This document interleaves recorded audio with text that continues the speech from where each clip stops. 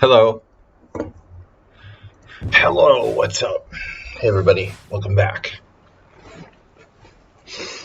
Hey. Hey, what's up? World Senior Team, Krakow, and also donations will support Budapest Spring Festival in May. If I can play, I'm going to try to play end of May, Budapest Spring Festival. So both those tournaments, you can help support us with the donation to the Streamlabs donation tracker. What's up, everybody? Sorry we're a little bit late today. What's up, Mr. Coffee, Acerbate,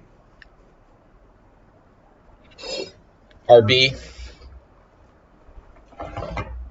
RBG. All right, guys. So what do we got here? Analysis stream. Analysis stream, it's Thursday night.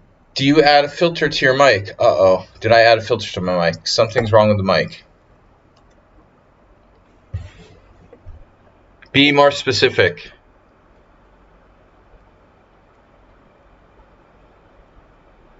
It sounds cleaner. No, it was like disconnected. It was disconnected, and I just like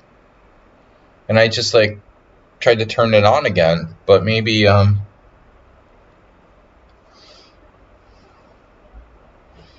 it may sound stuffy because I have allergies. We have like very high pollen count, so I probably do sound like I have a cold or something, but that's not what he's talking about. All right, Mr. Sloan just tipped $14. Hey. $14 to Mr. Slowhand. Is that right? A few seconds ago. Get it started.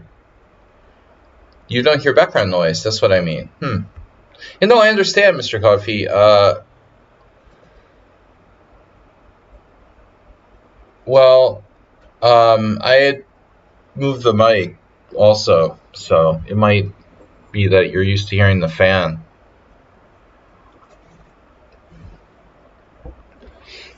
Which I sometimes forget about. It's only been a month or so that this fan throttling has been a problem with the computer. But anyway, we don't talk about that. Mr. Slow, thank you for the donation. Let's get Mr. Slow's game in there. Speaking of Mr. Slow,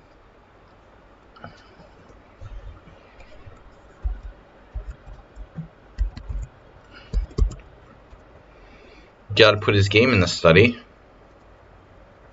5 studies. The games of Dragulubov Rajkovic. Serbian Championship, Belgrade 1965. Let's see if we can copy this. Copy PGN. Okay. Add new chapter, paste, create chapter, boom. You're in there.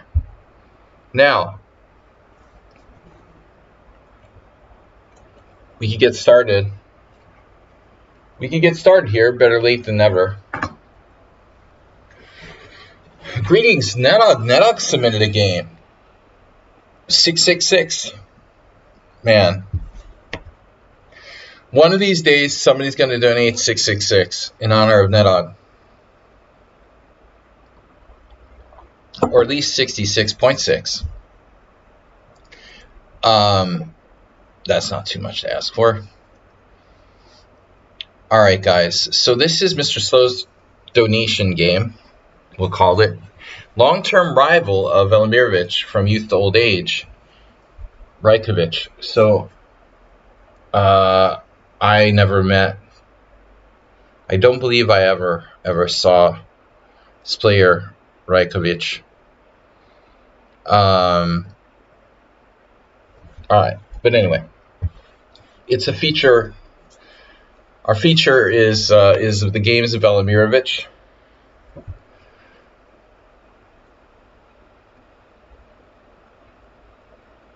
Oh, right.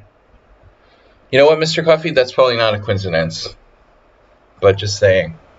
Do you think these things are mutually exclusive? I mean, probably not. Move 11. Gifted tier 1 sub to the community. Children's will be children's. Move 11, thanks for gifting a tier 1 sub to the community. To Tranquilizer Dart. Oh, we got another something. Astrobate tip $6, seeking up to 36666.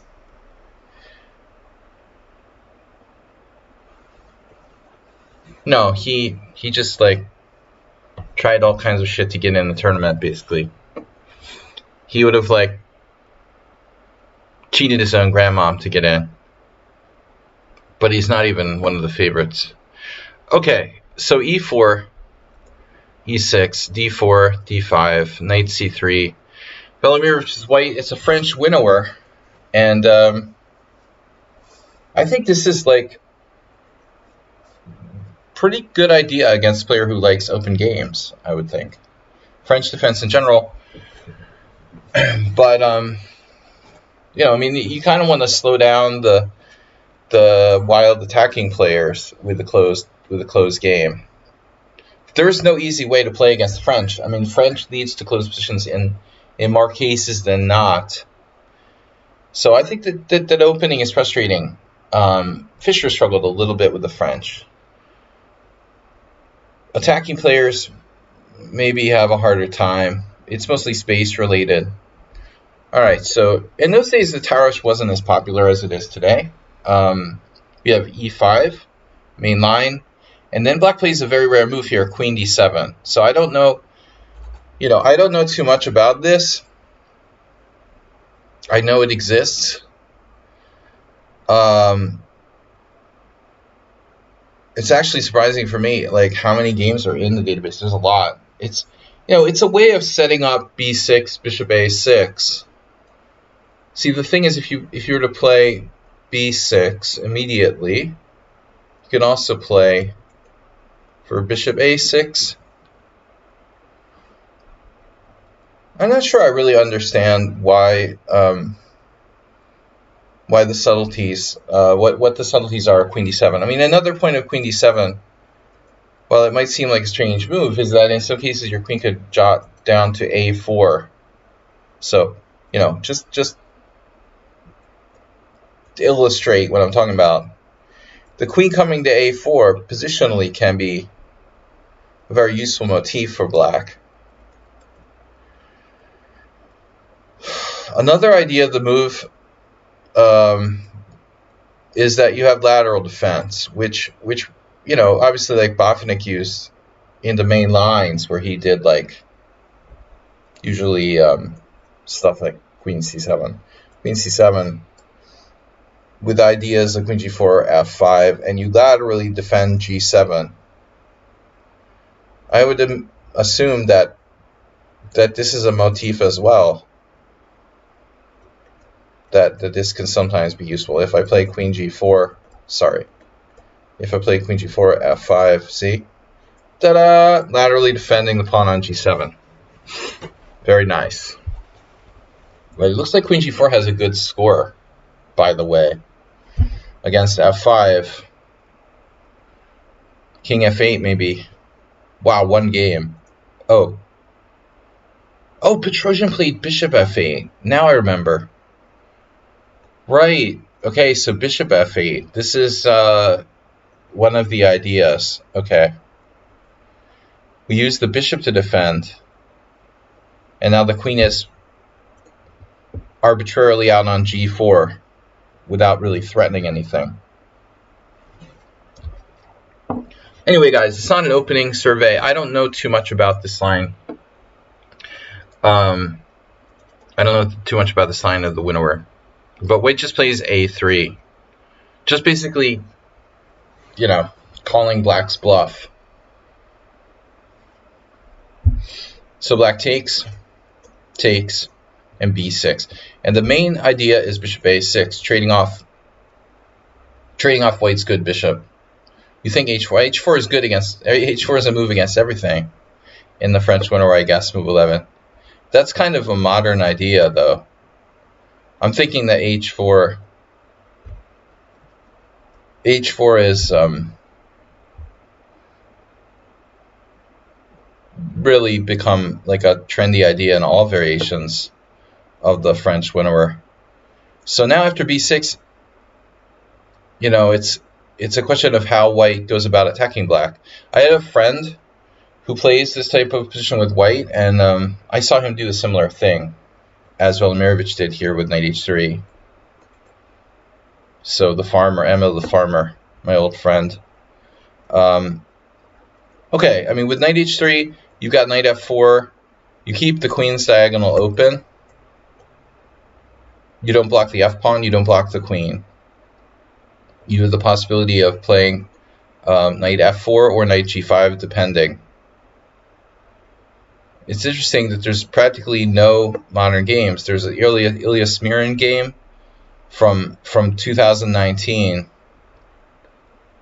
and Nikola Mitkov, but hardly any, like, you know, Grandmaster games. John on 1992. Okay, it's not a trendy variation. But I have to say I like knight h3. I mean, you know, queen g4 is like very committal, and then there's nothing protecting your pawn here. So later on, you know, when black gets their queen to a4, you have to start walking your king over to d1 like Mikhail Tal or Spassky. But knight h3 looks reasonable to me. Alright, so bishop a6, and now take, and the argument would be the knight on a6 is slightly misplaced.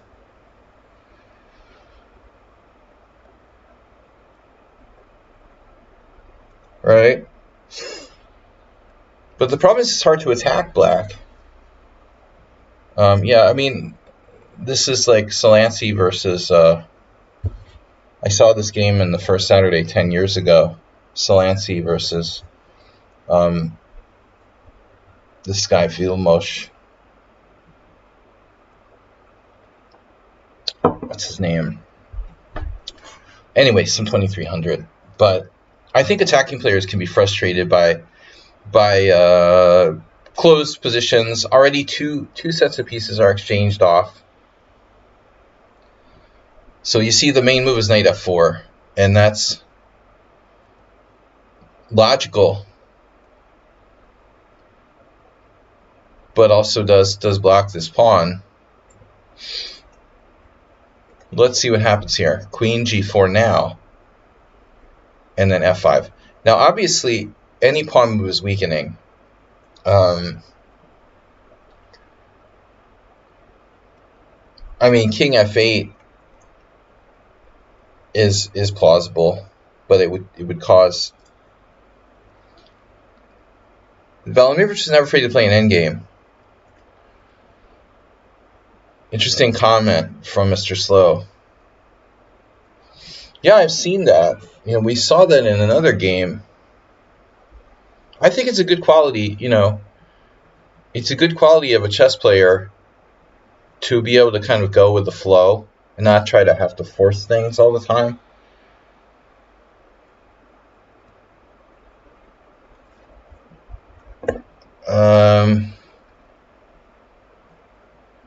But king f8 is compromising. g6 really weakens the dark squares. So I think f5 makes some sense. But on the other hand, I mean, black, you know, black doesn't have an f6 break anymore. And the g5 square is a little bit weak. So now queen h5 check. Here I don't know, though, you know, that I would necessarily play queen h5 check.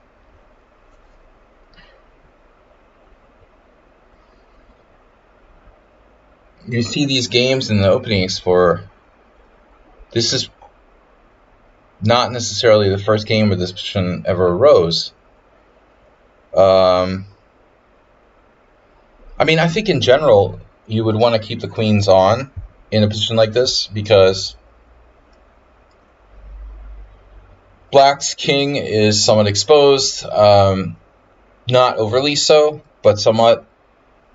White has space advantage, maybe some attacking chances. Again, I want to point to this though. If white does something random like queen g3, oh, there's transpositions. Wow, see that? Transpositions. After queen g3, we would keep black tied down to g7. One game with castles queenside, which looks very logical. Oh. Wow, Sarich lost with white. But I don't know. Well, Sarich has a couple of games. Interesting. So queen g3 is a transpositional move. I would just be concerned that later on, maybe the a4 pawn will come under attack. And our queen, I guess our queen could shift over to d3. Alright. So f5, queen h5 check. This kind of forces black's hand. I mean, obviously, black can play g6, but he weakens the dark squares. And white goes back to a central location. So, you know, I think queen f7 makes some sense.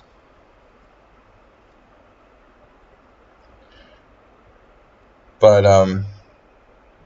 the problem is the knight now. He's hoping for an endgame.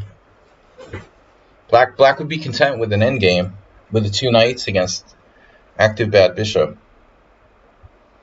White is not worse here, but the question is how much better is white, and it's not easy. This bishop is pretty good, but black has two knights in a closed position. So he goes back to e2. Knight is a problem, gotta play knight b8. And now white plays c4. So look, black has no development. You know, by the way, like this move would not be possible if black's queen were, or be less strong if black's queen were on d7, I guess.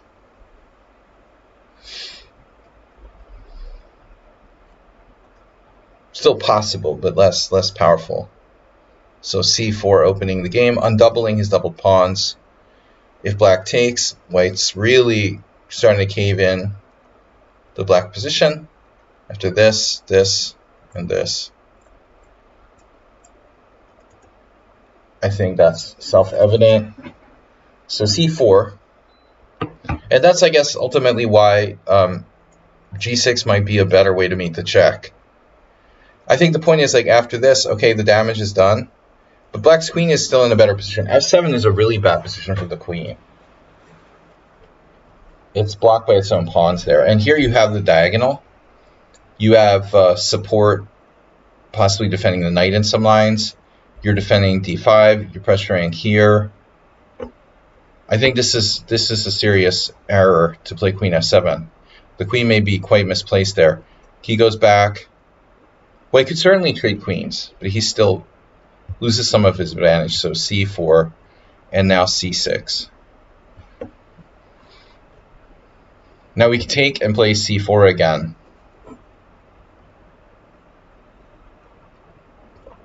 Another move that makes sense to me is a4 for white. Obviously with the idea of bishop a3 and just generally breaking the black position. So I have the feeling if we put this on Stockfish, it's going to come with a pretty big advantage here. What do you guys think? I'm thinking white's clearly better, and he has the move. He no longer has doubled pawns. Yeah, I think move 11 is in the right, is in the right range there. 1.3, 1.3. Maybe not quite so much. I'm going to go with 1.1. I feel like we're playing Price is Right. My computer is weak, but let's see.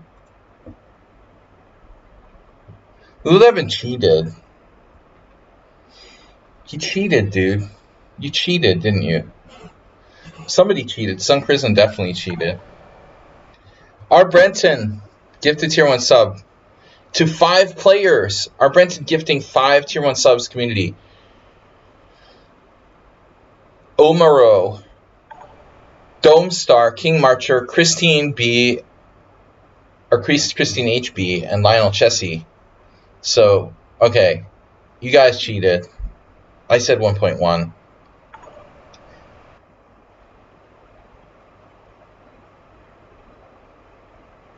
Yeah, I just thought maybe it's not so big, but the truth is you guys were more close than me. I was a little low. Guys, thank you so much for donations. Thank you, R. Brenton. RB. We'll just call him RB from now on. It's faster. 5 gift subs. Analysis stream. This is how we get better at chess. Analyzing games. I had this email from this guy who was interested in lessons. Listen to this. So I'm going to go back and forth with him about whether or not he wants to take lessons. And then I'm like, look, we should meet once a week. It's okay that you're relatively a beginner. Richard. Then Richard. We'll call you Richard. We got a lot of Richards, by the way. And they're always British. Why is every Richard I know British? There's Richard, and all 3 of you are from the UK. On the stream here. But Destroy the French got like flagged by lichess for possible like racism or whatever.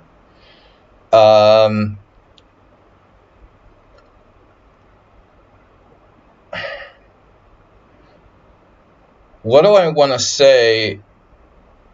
Well, anyway, I'm having a discussion about a guy, taking lessons, and I told him, look, what we normally like try to do is go over your games, and he was like, I don't know if I'm advanced enough, to really do that. And it's just like, look, it doesn't matter. It doesn't matter if you're a beginner or you're like a master. It's still absolutely essential to study your own games. You don't have to be a master to study your own games. We can get a lot, and you can improve a lot more quickly at the lower levels. Honestly, if you're like 1,000 and we study your games, you're going to be 1,500 in like a month or so, or 2. And if you're a master, it's gonna take longer. But all right. Anyways, castles. Clearly, the white king wants to castle kingside, as h4 is no longer on the agenda. Queen d7. See, that was a tempo. Now knight f4.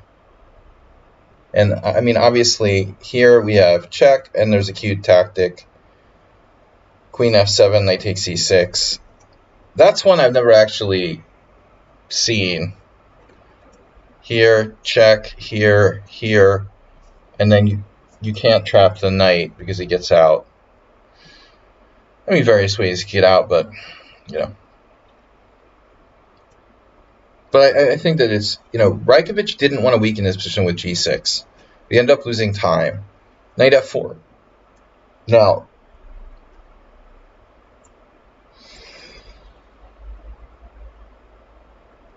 notice this knight has the ability, the knight has the ability to drop back. Oh my god, this happened? You're kidding me. This didn't happen. It happened. The tactic happened. You're kidding me. Queen d7 in the game, knight f4. He didn't do it right away. He played this. And then what? C takes d5, knight takes d5. Queen h5 check, queen f7. Oh no. Oh my god.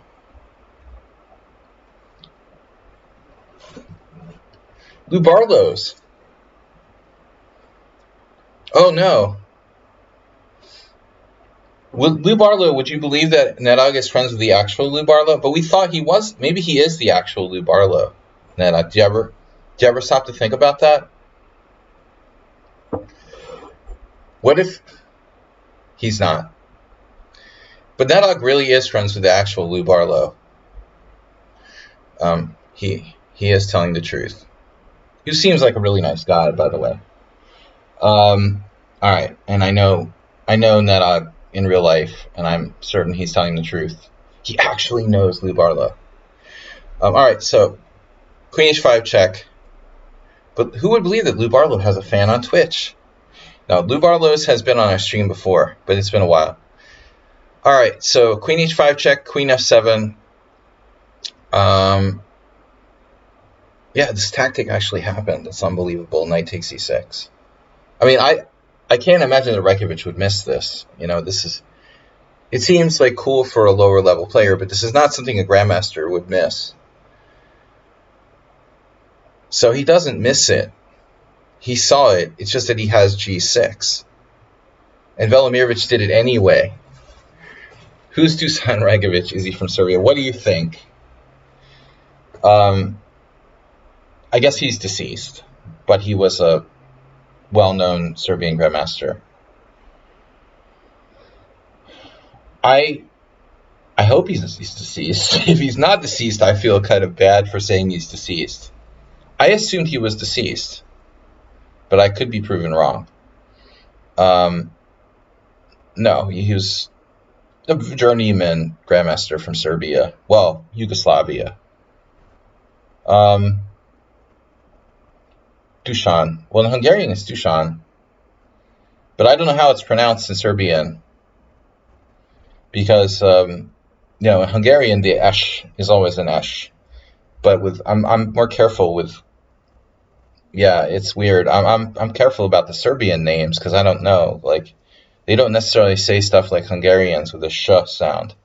I don't know how it works in Serbian.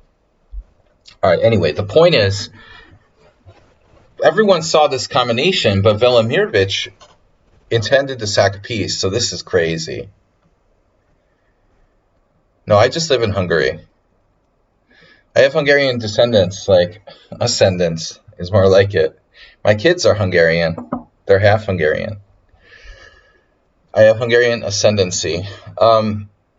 So this is cool. So Velimirich's concept is the massive pawn avalanche. It looks like great bishop and massive pawn avalanche in the center. See, I wasn't sure if he would like come back here, but this is probably. I was thinking about this. This looks interesting, but it's probably not enough, right? I mean, this looks nice, but it's not enough. It's not fast enough. It's all great for bullet chess. So he pulls this out, and so it's not about the central roller. It's about Queen G7. Oh no. So take Queen G7 and then bloop, you're over here. Oh man, there goes the rook on A8. He's like a computer. Rook F8, Queen B7. And now black can save the exchange. Or save, yeah, he saves an exchange by going Knight C7. This is desperation. I mean, black, didn't foresee something here. Astrobate gifted the tier 1 sub to Stefkic.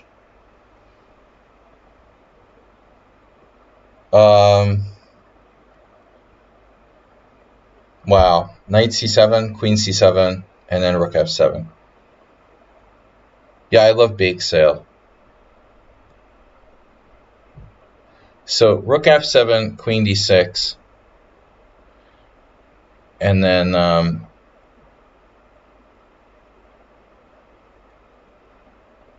yeah, I mean we're just up material. Very cool game. Thanks for sharing, Mr. Slow. So when the smoke clears, white is up a pawn.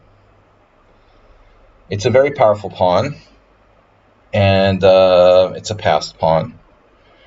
It's also interfering with black's coordination to a degree. It can also be defended by bishop f4.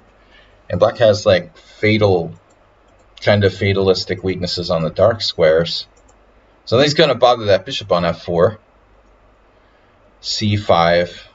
This is another sort of desperate move. Trying to get his knight to a decent square. Takes. And then the technical endgame. Mr. Slow says...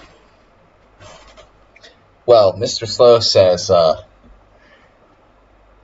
he says that Velimirovich is not afraid of endgames. But I mean, dude... I realize like you have to win this game, but at the same time... White has a massive, massive pawn on d6. That pawn is like 100 million pounds. It's extremely strong, hard to get rid of. that if the defender of the bishop on f4 to the defender is hard to shake because he has no g5, it's going to be hard to decoy that bishop. Black's king is somewhat open compared to white's. You know, if there were no rooks on the board, I mean, it might be a draw, you know, honestly. And the other thing is, Mr. Slow, the Dorfman, you got to take into consideration the Dorfman principle here. That the rooks coordinate better with the bishop than they coordinate with the knight. So the fact that two rooks are on the board looks very favorable to white. I think that white has a nearly winning position, you know. So it does take technique, Mr. Slow, but I think that I would be expecting to win this position, even if I'm not a very strong grandmaster. Rook b1, this is a huge mouse I've got there. So rook b7 is winning, so black has to play rook b8. Now I force him back, and there's still a rook on the board. Again, if there's no rook on the board, white's probably not winning. I'm not really that thrilled to exchange rooks. You know, I wanted to keep both rooks on, but what is white to do? You know, the only thing to really consider here would be like maybe rook b3. You're not even avoiding exchange of rooks. So he drives that guy back, and then now, if you put white's king on a dominant position, if this king was on c4, obviously it's game over, right? Then we'd add everything. Better king, crushing extra pawn, control the open file, weak pawn on c5. With the white king out of the game here, it's like black has time to maybe surround that pawn on d6. So that's the question. If black can pick off the pawn on d6 before white can get his king in the game,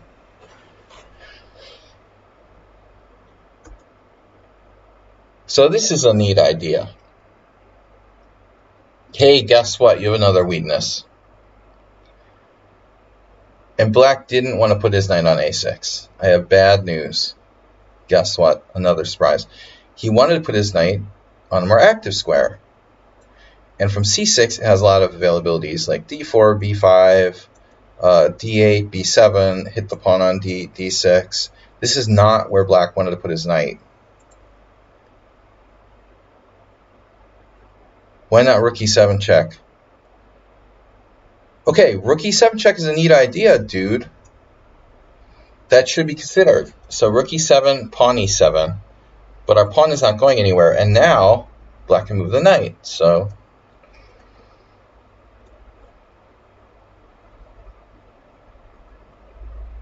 I guess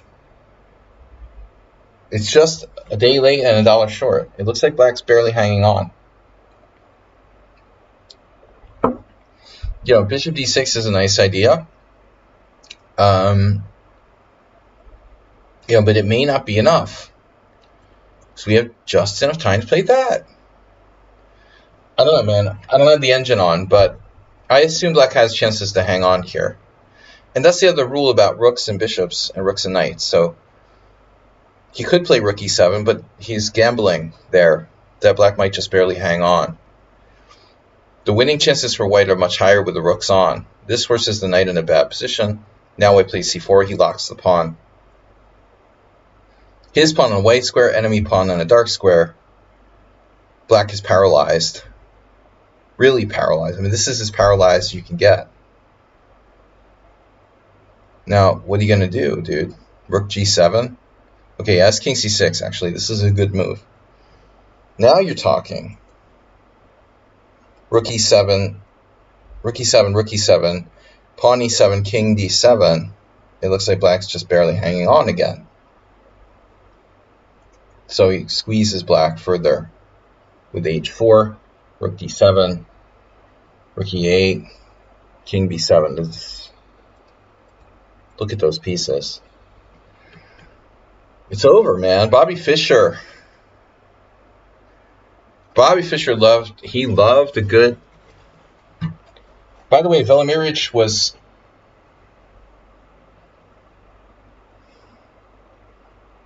I wonder, Velimirovich never faced Fischer, right? He was too obscure, not old enough. Did he ever face Fischer? I mean, he must have known Fischer. Fischer was very. Fischer had a great relationship with the Yugoslavs. So, wonder. Makes you wonder. Fischer had the rematch in Serbia in Belgrade, and he was really good friends with some of the Serbian players like Ligoric. Wonder if he knew Velimirovich. But anyway, this is Fischer's favorite kind of ending. Like, he loved bishop versus knight, and like rook and bishop versus rook and knight, stuff like that. You don't actually know. Okay, they were friends. I don't know if they actually played. H5, knight b8. And now, obviously h6 is really tempting here for white. I would imagine that's winning. Probably h6 is winning. You could argue that maybe it's hard to pick off the h-pawn, though. So he just simply creates another weakness on g6. And I was expecting rook g8 here. Which also, I mean, maybe winning, but I think that white is concerned about boom, boom, boom. Let's go back to my room, and grabbing a bunch of pawns on the queen side. Like, the position get kind of sharp.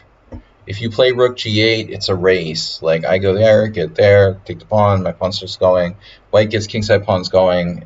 So this way, like, restricts black's options more. Black decides to play a kind of funny move here, king b6. And then suddenly you're like, wait a minute, what the heck is that? Is there a possibility of this? Is he trying to walk his king up the board and attack the a pawn? And so it gets weird. There is. He's going that way. Hey, can I hitch a ride? Rook e6. So it is a race. Takes. But this king here is in front of the pawn. The other pawn. Yep. So rook here, and now I'm seeing knight c6, rook c8.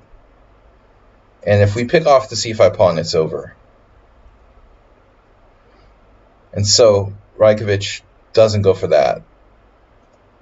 Knight c6, rook c8. So rook b7, rook c8, hello pawn, knight d7, and then rook c7. Oops. Now this move obviously has to be carefully calculated.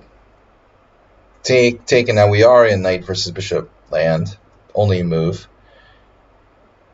And this had to be counted out by white. He can play what? How fast can he create a passed pawn? 1, 2, 3, 4, 5, 6, if the black king doesn't get in there. But I'm seeing king here, king c4, and king go back on the diagonal. f3, king b4, g4, takes, king c4. So we're in the square of the pawn. We're in the square of the pawn. There. And that's black's plan. Back there. Just in time. Here. Now white must have some sort of surprise. g6 in the square of the pawn. Surprise!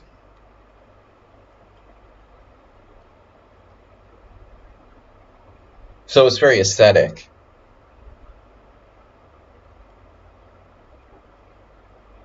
White needs 2 pawns to win.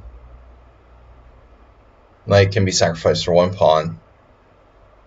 And this bishop's able to stop both of the offending pawns simultaneously. He can't capture it. That's a very passive move, but there's what options? Perhaps one wants to move this a pawn. Why is black playing knight c8 here?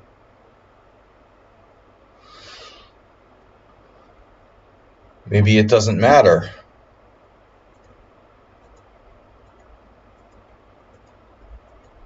it doesn't really matter. And black resign. Because these pawns happen to go through the same diagonal. And they're both picked off by the bishop. And what about the fact that you can't attack? Yeah, it's pretty bad. It's so bad. If black's king, you know, can't move because you're queen. You can't move your king. It's like, hello. Alright, anyway, good game, man. That was very nice. White's going to walk around and pick off the other pawns. Yeah, pick off the pawns and then go up. And all white needs is one pawn. You know, if it was a rook pawn queening on a8, it would be a different story. Alright, guys, good game. Thanks, Mr. Slow. Next is Schumacher or who? Mr. Ginger is not here. Slung Prism's here. Nedog's here. I think I'm going to have a new policy where I, like, analyze games of the players who are here first. And that will encourage people, you know, to show up for the stream. That was a really nice game. I think pretty routine, but beautiful. I don't mean the game was routine, Mr. Slow. I mean the end game to me was pretty routine. To actually show up. Hey, Schumacher is not here. Mr. Ginger is not here. Sun Prism's here. Here. What about Richard? Richard, you didn't send in a game, did you? Seems like a smart idea you had there. I've been known to have one or two. You know, loaning money to my poker friends and backing them is not a good idea. But having the stream be like, you know, who shows up first, and we'll analyze those games first, that's not a bad idea. Not today. Nope, not today. So, music lovers, Nedog met his music match in Lou Barlow. I was disappointed. I thought he was the real Lou Barlow. Hey, Nedog, does Lou Barlow play chess? All right. Let's do it. We got Nedog next. We're going to do Sun Prism. So black.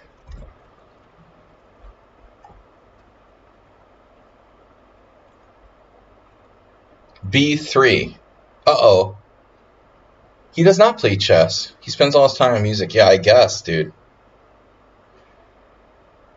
I mean, the dude is very active.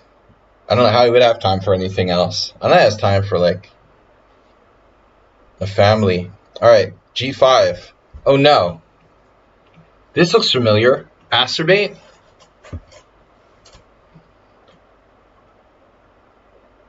Wait, who submitted this game?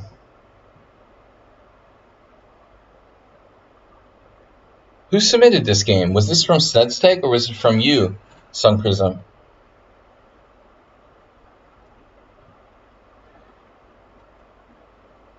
You submitted this game? It looks just like your game with Acerbate. Acerbate thought you lost to him on purpose. But it looks like you lost to Snedsteg on purpose too.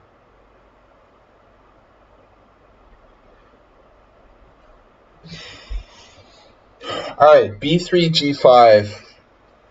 This is insane.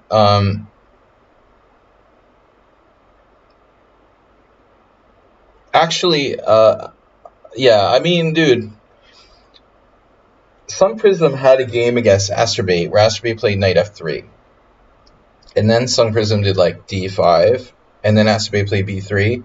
And then you played g5. But honestly, yeah, I don't know which is worse. I mean, here you have some sort of motivation for playing g5. But at the same time, you're losing the pawn, you know? So, my advice to you would be like, okay, fianchettoing is cool, but g5 is kind of extreme. If you want to play g6, and then you're fine. g6 is actually a good way to play. On bishop b2, you play knight f6, and this is... Some Chinese grandmaster played this against my friend Dave. I don't think that white has much of anything, you know. I think this is actually worse than the Trompowsky for white. Because if you think about it logically, if you play the Trompowsky with d4, you have a pawn on the dark squares on d4, and you're not creating unnecessary weaknesses.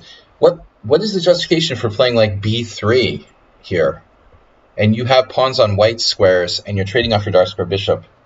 Like if you compare this to the Trompowsky, like d4, knight f6, bishop g5, g6, bishop takes f6. Okay, I don't have, I haven't like put my pawns on white squares and have dark square weaknesses in my position. So I always thought it was strange to play b3, bishop b2, and bishop takes f6. And here I think it would be strange as well. b3, g5, okay, whatever, bishop b2, and then knight f6. So, by the same token, I don't think this is...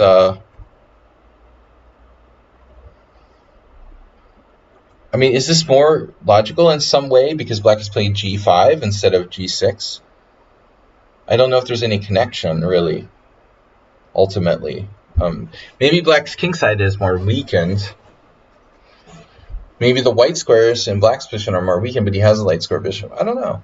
But I still probably wouldn't play bishop takes f6. At the same time, I can't criticize it. Astrobate also did it. E takes f6, and now c4.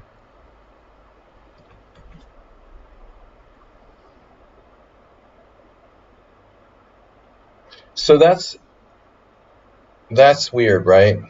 In a way, like you give up your dark square bishop and then you play c4. But it happens in the English defense, and the main point is that white wants to put the knight on c3 because this square is particularly weak. But I think it's important to point out that, this move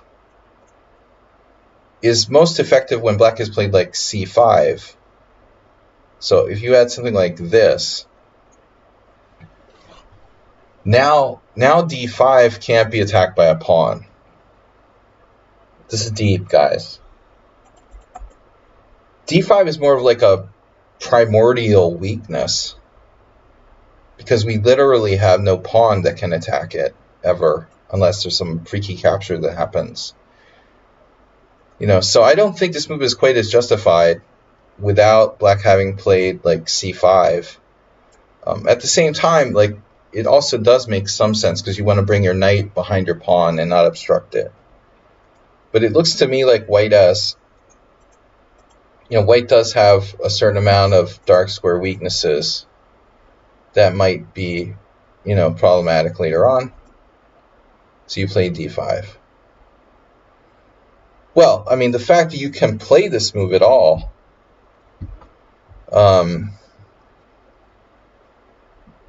is interesting. But that doesn't mean you should. I hate g5. I hate the grob, and I want to take it back. Can we take it back? Put your freaking pawn back on g6. And see, if you could put your pawn on g6, you're more flexible. But anyway. Dude, instead of d5, why don't you play f5?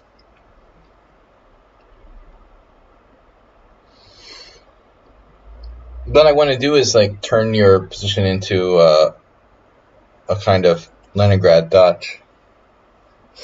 And try to use this diagonal. If you want to be subtle, you could play this, right?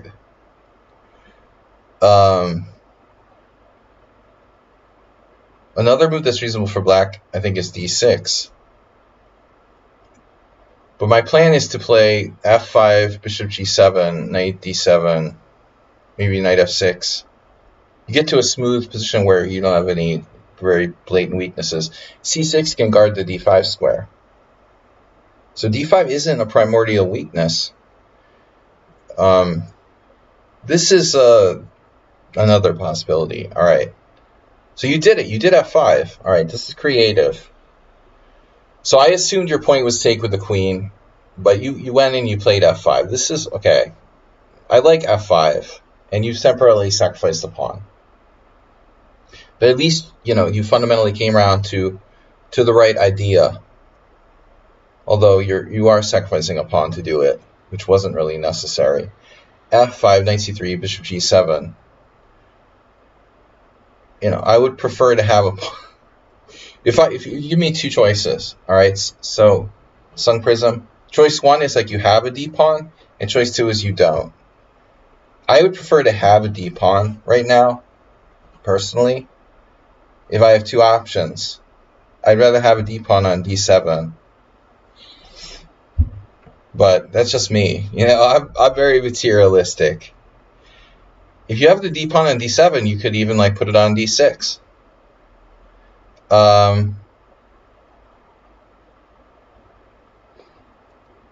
G Messis, yeah, he just is amazing too. All right, bishop g7. So f5, knight c3, bishop g7, g3, and now you're trying to be crazy for the sake of it. Yeah, I thought he was gonna, right. Stefkich says, obviously. Yeah, I mean, it looks like he's trying to just surround the pawn. But the thing is, how do you surround the pawn? I don't think there's any easy way to do it at this point. It was over the top to sack this pawn. And this is crazy. And at this point, I know that Stockfish is going to be very interested in taking that pawn. And I like Setseg's decision. You've already got one pawn. This is another pawn. You get Black's best piece for the exchange, and Black's position is just like riddled with weaknesses. I would totally take it too. And you can't even consider, I don't know what to do. You're flattened here. My only question is like, what kind of drugs were you taking when you played this game and the game against Acerbate? Yeah, no, this is crushing. You can't take that rook. I don't care what you do, Do what you want to do, but you can't take the rook. Like, you have to just suck it up and play something else. No, it's unsound. And b5 is totally unsound. Like Stefkish was saying, like, you try to play something sane, like going after the pawn or whatever with knight b6, but you still can't get it, It's a totally unsound pawn sacrifice. There's no way to surround that pawn. You're just not going to get it back. Even now, it's like, it's just defended. Anyway, we're not going to try to rationalize Black's play here. This is unsound. He's toasted. Nice job. And then castles is a good move, though. I missed that. I thought you were going to have to play something else. Castles is definitely your best option. And then this is looking like White's getting a little greedy here. That's a neat idea. What if we think outside the box for a second? Could you play, and this move looks crazy, but what if you play bishop b7, let him take and go here, because now his rook's hanging and his knight's hanging. He makes a queen, you capture it, and then still his knight's hanging and his rook's hanging. So maybe you get your material back at the end of the day, and you're fully developed, and there's some chance you can still put up a fight. But after bishop b7, okay. Yeah, so d6 feels kind of weird to me. I don't know if the computer will go for this. I was thinking like White should probably just play bishop g2.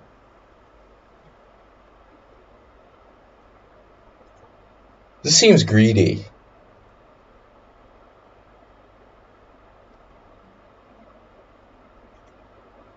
Yeah, okay, knight a6 just avoids losing material, and it's a standard move.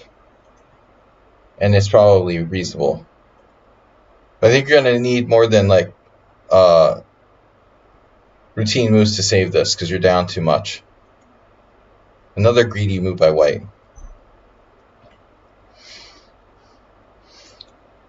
But there's c6, and he thought like this would maybe speed up your development. And Black does have. I don't like h4, to be honest. H4 is going to be very unpleasant, and I think you're going to have to play g4 and then he does something like e3, and then knight e2, and the dude's up a piece. No, he's down the exchange still. Yeah, there's still chances here for you. Who would you take here? I thought white was like winning, but I like knight a7, I guess. You know, there's still an element of danger, though. You're up the exchange, and he still hasn't got his king to safety. So maybe it's not so simple. Maybe you're actually still better.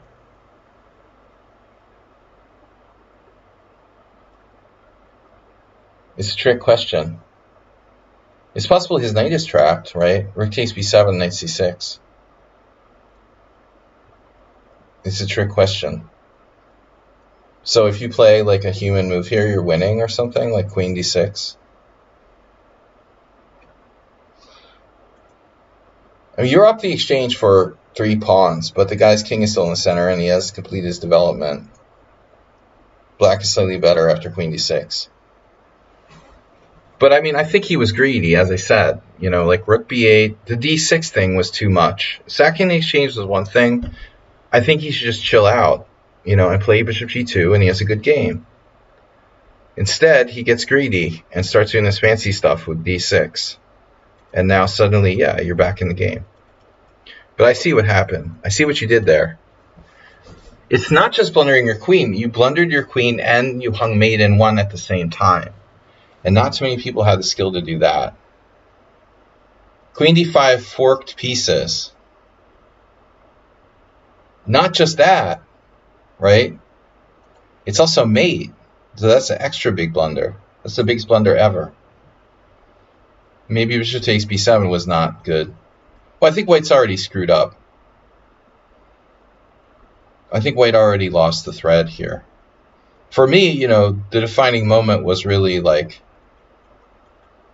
take, here, why? You know, like why? The pawn on d5 is actually a good thing for white. And it can be defended by knight dropping back to c3 and bishop g2. It's a thorn in black's side. And you've got h4 coming with white. I assume white has a huge advantage here. It's not. It's 1.2. It's not that big. But it's significant, you know. Anyway, all right, interesting game, but don't do that again. A little too creative there, Sun Prism. Nedog, why don't we go over your game? Nedog is black. Nedog never sends in games. So Nedog is black, and it's a Bodler. Why do people play the Bodler? Well, if you want an opening against, easy to play opening against the b3, you could just play g6, like I'm saying. All right.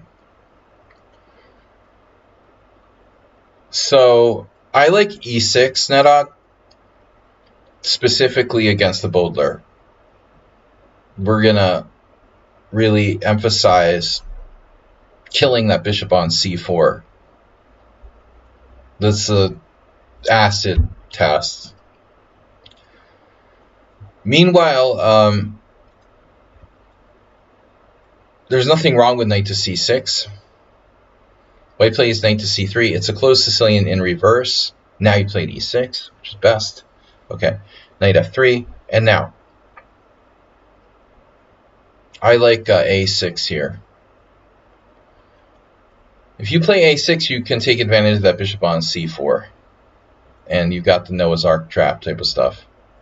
So an a6 is an indispensable move in the Sicilian anyway.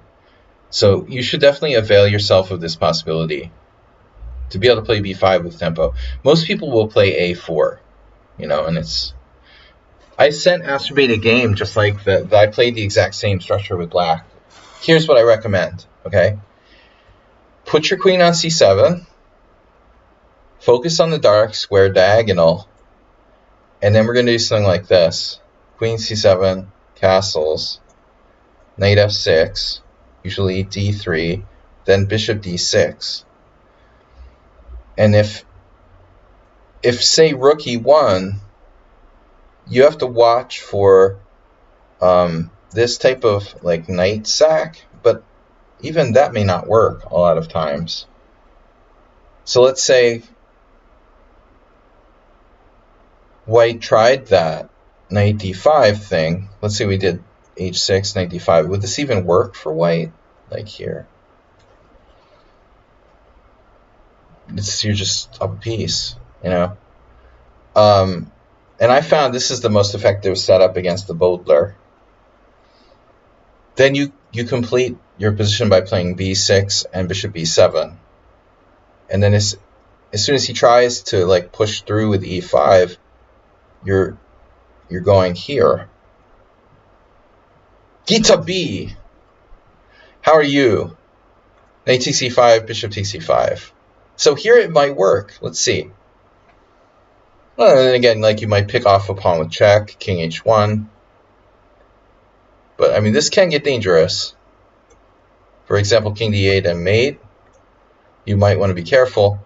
So we just go over here and then check, and then here and then d6. No big deal. Just f7. Even that's not clear. But anyway, you get my point. I really like this setup for black. Gita B.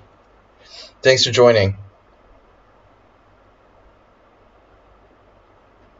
Long time no see. So GitHub. I think Gita B likes GitHub. All right. You know, Nadog, I hope you're paying attention because this is very important. And then what we're really, really looking for is people who do this. This is my favorite. They go bishop g5, and they're going to double your pawns. I'm like, oh, shit, you know. Now they're going to double my pawns. So I go here, and they take here, and you take, and you got like super control of e5. And then they sack a piece, and you're like, okay, thank you. Take here, move my knight, and then like castle queenside or something. So you get the point. You do this rope-a-dope setup where nobody understands what you're doing, but you've got total domination on dark square diagonal here. You're just playing for dark squares. That's the whole concept in a nutshell. You do like h6, maybe even g5 later on, knight e5, knight, you know, castle queenside, and then checkmate them on the king side. So it's very effective. The average Bodler players have no idea what's going on. Anyway, you won't find that in the books. I've been doing that for years. But anyways, so Nadog is black here. He plays knight f6. This is more of a trad. This is a trad move. You like this more than my schoolboy, of course, because your schoolboy setup, Stefkich, which everyone tries, just it ends up in like a sort of symmetrical pawn structure. You know, I don't want to play these people in a symmetrical pawn structure. It's like an exchange French or something like that. That's what the computer wants to do too. But traditionally, it always ends up like being not that great for black, or not that big of an advantage. Yeah, I hate that. So this is what Nadog does here. He plays knight f6. Now, you know, ostensibly he's threatening, okay, you've got the fork trick with knight takes e4, which probably equalizes. You may be threatening d5. White now plays castles. Nadog exactly goes into the standard, the standard kind of thing. And the problem is that you end up in a symmetrical structure, which isn't very dynamic necessarily. So check it out. White is 2-1 here in Ovid Board Games. No, Nadog, this is too early. Don't fall into this trap. It's not too late for queen c7. Norbert Jambor. Wow, Hungarian. Probably not. Jaromir. Okay, maybe they're Slovakians. Hungarians from Slovakia. Queen c7. Jaromir is like Slovakian. Queen c7 with the idea of the dark square diagonal again. But there's a problem here. In this move order, queen c7, rook e1, we can't play bishop d6 because of knight b5. So watch out. That's why you need a6 early. Knight b5 wins a piece. So a6 is a very important part of the setup. Something else you need to know is like if a6, e5, black has d5. And oftentimes this is good. No, yeah, we're pointing it out, Mr. Slow. So this d5 can be good in many situations. For example, pawn takes f6, pawn takes c4, pawn takes g7, bishop takes g7. I had a game just like this in Philly, like 20 plus years ago, against some old German guy who I think might have been a strong player at one point. But he allowed this sort of structure. He was just crushed. You know, this is awful for white. I've had some people like try to go after my c pawn here, but it's like too little, too late. You could probably even sacrifice that, but obviously here, like b5, I don't like white's position. I mean, maybe if they're fast enough, they have something, but it doesn't look good. Anyways, so this is the wrong idea. Take, and then, well, white should probably like consider checking on e1. Probably can't hurt.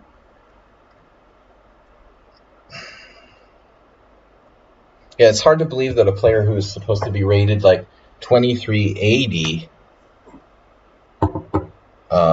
actually played this with white. That's awful. But maybe white's equal. He beat that guy who's streaming now, or he was. Maybe he should play more bullet chess. He's not good against the Bodler. He lost to the Bodler. That's embarrassing, dude. The next time you see that guy streaming, like, ask him about the Bodler. How about your game in 2014 where you lost to the Bodler? You played like Nadog. Alright, bishop b5. Yeah, and so it's a Nimzo. And now he's going to trade off his bishop. Guess what? The good news is your position's still okay, Nadog. The bad news is it's this freaking symmetrical structure that's so frustrating to play against. So I think here you're facing multiple threats, possibly, like e-file and the pin, but my instinct is that, yeah, you shouldn't take time to play bishop d7 here. And the problem is that bishop d6 allows the check. So here's the question. What I'm interested in is this check. Oh, that guy didn't do it. He played d4. Well, that's interesting. Because I was expecting check and then wondering about bishop e6.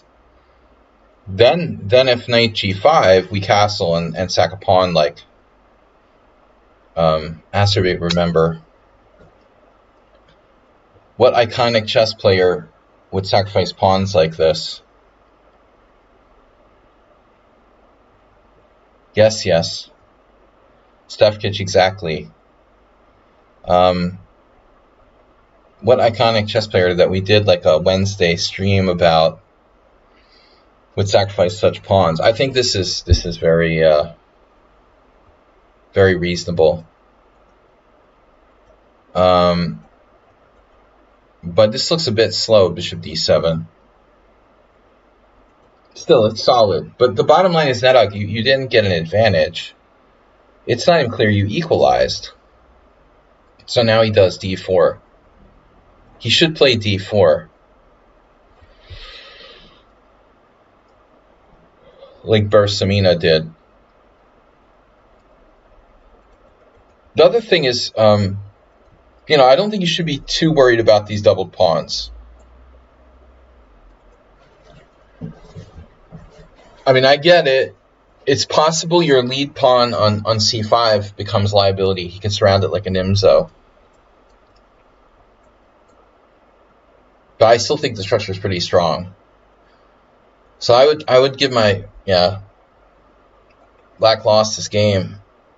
I think he should probably castle. He lost this after castling. Yeah. Maybe Black's position is okay, though. It's Sarwan Dlugi, 1988. Black transposed to some kind of other opening, it looks like.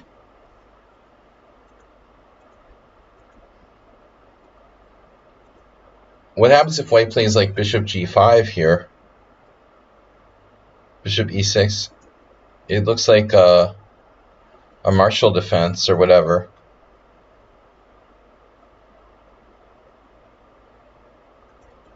Yeah, I don't like to over rely on the engine, but it's equal according to the computer. My gut instinct is that bishop d7 is a bit slow. Bit slow, bit passive. Check, and then b3. Speaking of slow and passive, there was that Russian woman streamer that was slow and dumb. I like that. Slow and dumb. Well, b3 isn't slow and dumb, it's just slow. It's not dumb. Slow and dumb. But there's this d4 motif. Whoever plays d4 or d5 first will, like, you know, whoever plays d4 first will get the advantage, basically.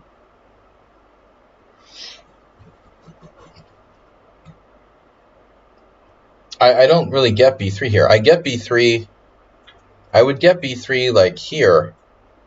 Let's say bishop e5, bishop d6, takes, check, bishop e6, and then here, if white is playing for this, and trying to hit your doubled pawns, where your structure is compromised, I think b3 makes more sense. I'm not sure it makes a lot of sense where your pawn structure is not compromised. Castles, and you're passive but solid. Slow and solid. Now you did d4, the iconic d4. And see, now white is like, oh, I wish I had played d4. Now black has a space advantage. And then theoretically we want to like avoid exchanges with a space advantage, but I don't know. Here's the move you really want to play, if it were possible. If it were practical, I should say.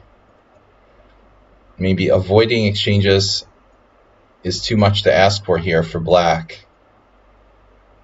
So you went off center. Yeah, I don't love this move. Queen b6 doesn't look right. It's better than queen a5 though, Nedog. Less decentralized than queen a5.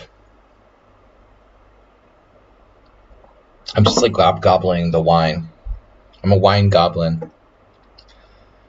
I mean, honestly, your queen might be better on d8. It's more central. I was thinking queen c7. If you want to put it anywhere, this is my favorite diagonal. It's an unassuming move, you know. But this looks off out of place a bit. So now white played a4. You know, but white also should consider other options. First of all, like changing pieces. Like, hey, I have less space. Maybe I should think about trading pieces here. And then put the bishop maybe on c4. Okay, it's not so simple. You know, he can also walk into this pin that might be mildly annoying at some point. So queen b6, a4, Nimzo, again, rook a e8, because why not? This is a reasonable move. Your f rook is extremely mobile. No, honestly, it's not a joke. Like, this might be a good move. If you could later move your knight and move your f pawn forward, then the f rook could come in play. But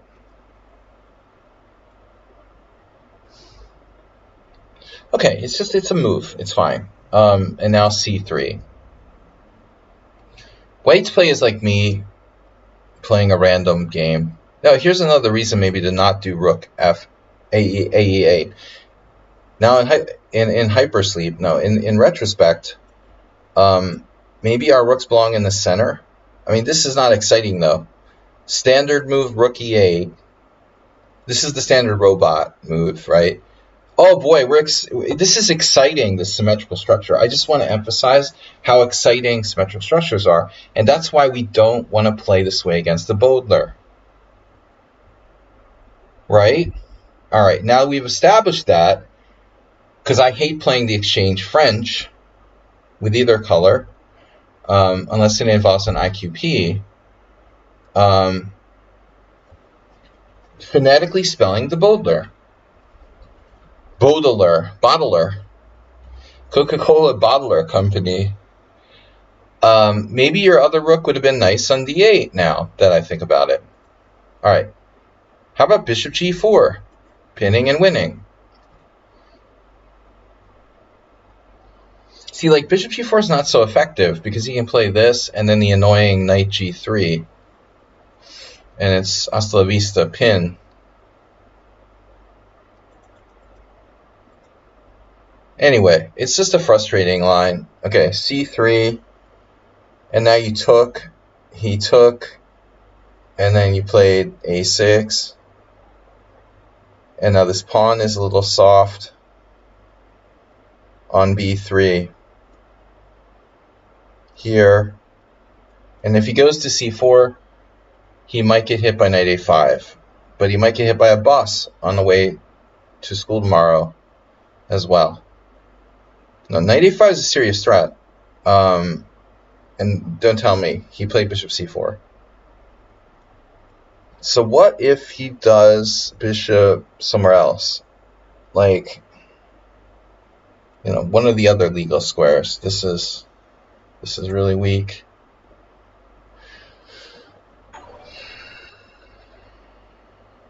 Yeah. I mean, you are always going to have this type of idea, but it could be complicated by losing d4. Okay, bishop c4 is logical. The question is, game bishop c4. You must have considered this. And now this is a correspondence game, so it's a slow pace. Time to think of good moves.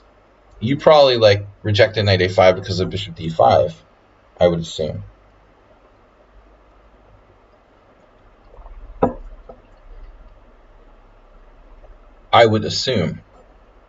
Because you're threatening knight c4. Now, we need to calculate. Takes.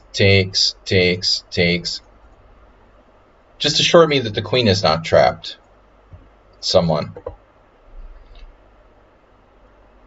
I think it's not trapped, but it might be, But it looks like we're getting out. It's not trapped. Okay.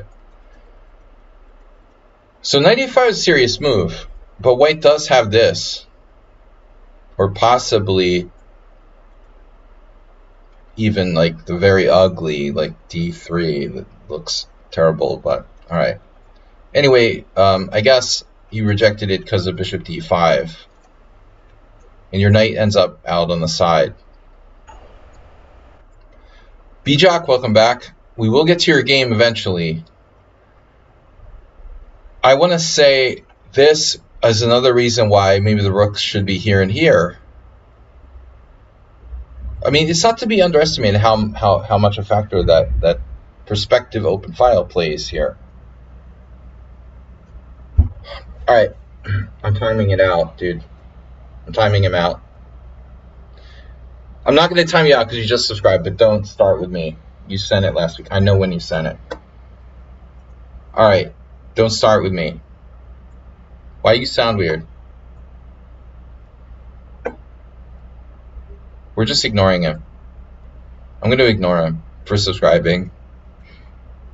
Dude, what is that outside? Oh, idiot.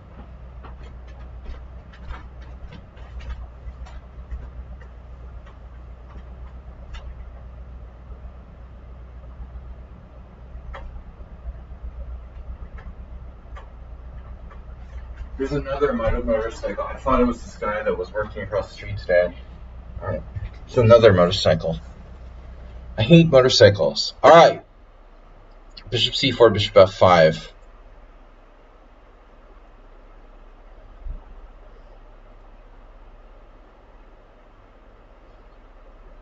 That's what I think too. the sounds of Budapest. Bishop f5, developing a piece with tempo. Ooh, yeah, he doesn't really have a good square. F4 is tempting, but awkward. Rook e1 would probably be my choice. I'm not sure I like putting it on e2. And now bishop g4. Yeah, this is an issue.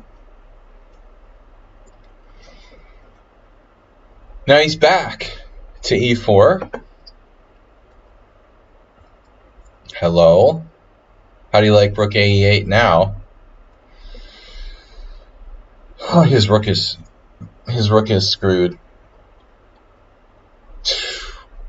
Yeah. So now he has to put his rook on f4 or g4 not to lose material. Someone just asked why not f5 there. Can b-jack be next? You liked f5. Yeah, f5 is great. I like f5. Grammar, Nedog. Spelling. f5 is awesome. I agree. Dude, I make illegal moves all the time. You guys know my iconic World Senior move where I took 2 pawns off the board simultaneously. I captured 2 of my opponent's pawns with 1 move. New en passant rule. Yeah, this dude is screwed, man. I think he just signed off. Now his whole position is just ruined. It's just ruined. Queen f1. Even Magnus wouldn't really like this queen f1. Still, finally we get some kind of material or structural gain. Man, he's still hanging on.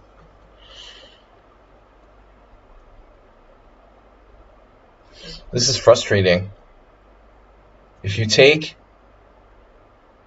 you got to consider taking at some point. But I guess he could just take with the bishop, trade pieces, and then your advantage is very small. At the end of the day, that symmetrical structure thing is coming back to haunt you. You know, it's always even if you win a pawn or something.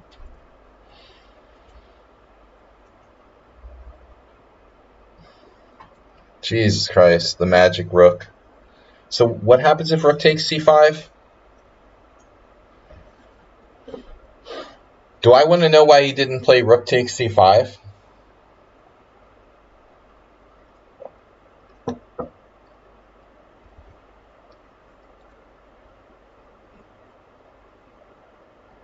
But after all that, he doesn't go to c5. Are you even trapping his rook?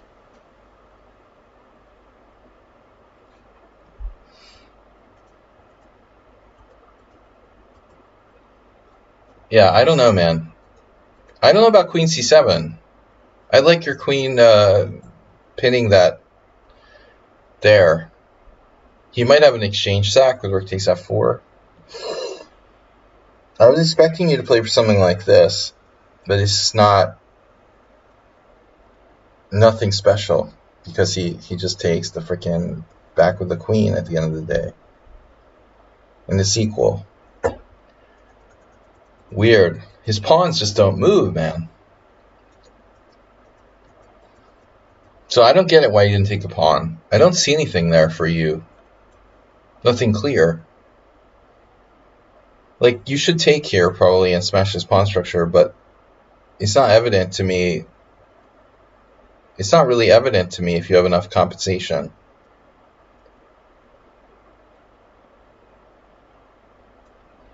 Comp. Black is better. The shelf queen. Queen f4. I missed this. I mean, I didn't think this did anything, you know? But I guess you have 95.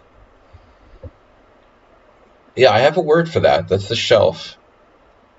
It's like a mensch on a bench. It's the elf on a shelf. This is always the shelf. It's the shelf even if you don't have double pawns on f3. The upper shelf.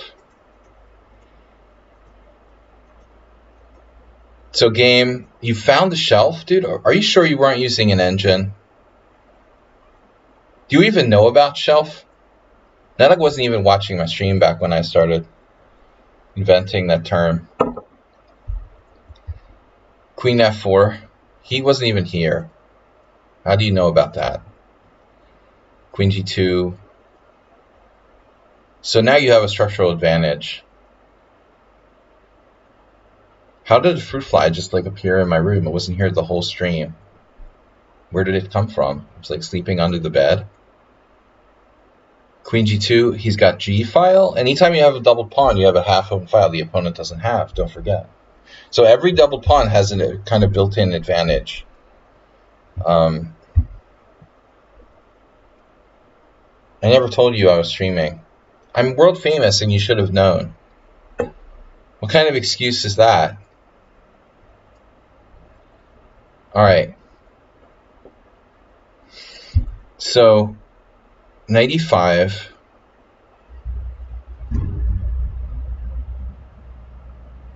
Is the window open? No. Because this guy literally has his, like, Harley parked under my window. Alright. Knight e5, queen e2, bishop e2, whatever. Queen d2. Yeah, this is a builder noob. I think that he alternates between playing the Boulder and the London.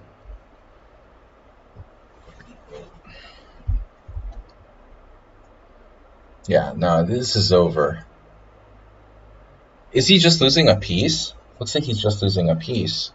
Yeah. He's lucky he survived this long. I don't know how he's 1964, honestly. Okay, this is correspondence, though. Okay, I forgot. This is correspondence. Correspondence rating's difficult to really call. So here he's like, you can play bishop e7. You actually have bishop e7. If you want to. And that's fine.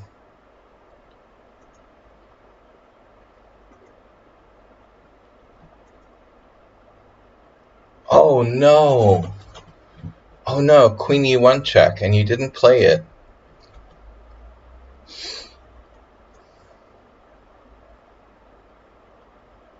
Oh yes, queen f1, but okay, he's lost anyway.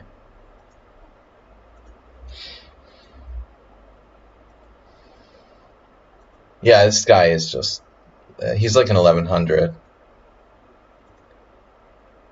He's over the board, he's like an 1100. Nedok, what was your over the board rating? Alright, so that's Mr. Slow, Snedsteg, Sun Prism, we did Nedog. Now we have to do Schumacher. Schumacher in the house. And he's expecting and demanding that we do his game now. You just subscribed.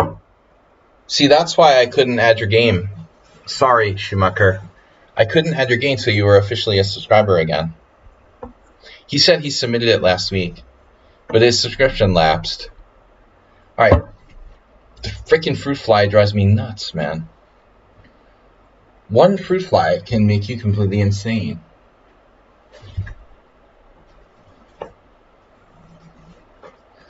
That's what happened to, like, Einstein, Freud, whatever, whoever. Who had the fly thing? Outbursts of stink bugs. Oh, I haven't seen any stink bugs. By the way, we have, like, no rain in Budapest. So there's, like, no bugs. Not as many bugs as usual. No mosquitoes yet, even though it's exceedingly warm. It's good if there's, like, a drought in the early spring, because then there's less mosquitoes, in a sense.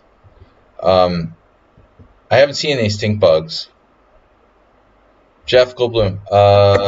No, I mean, yeah. By the way, Jeff Goldblum, not like is really into films and stuff. Dude, is Jeff Goldblum like a vampire or something? I mean, hasn't he been alive forever?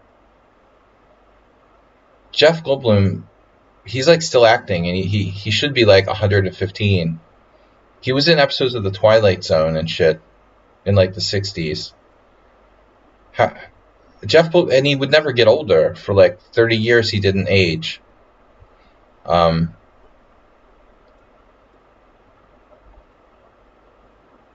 He went through a period of like 40 years without aging or some shit, you know? Very strange. Like he was in Jurassic Park. He was like in every installment of Jurassic Park, but he never got older. You know? It was like weird. He must be like 90 and he looks like he's 65. Alright, so we got Schumacher with black. Oh no. You did this to me again? Schumacher, why do you constantly send me my own games? I know my own games. Alright.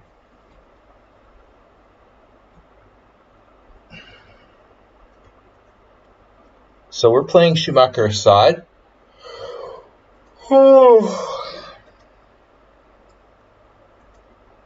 Now, I don't know who this guy is with white. I am Sparkle Horse.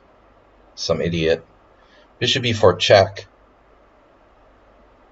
I totally forgot you played this. When was this game?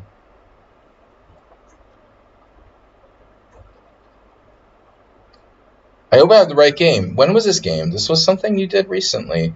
You don't normally do that. That's uncharacteristic.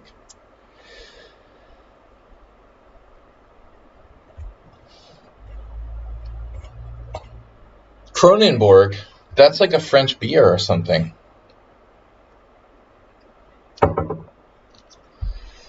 Alright. Bishop d2. Schumacher never plays bishop e4 check. He'll always play bishop e7. Supposedly Jeff Goldblum started acting in 1974. Well, he's in the frickin' Twilight Zone.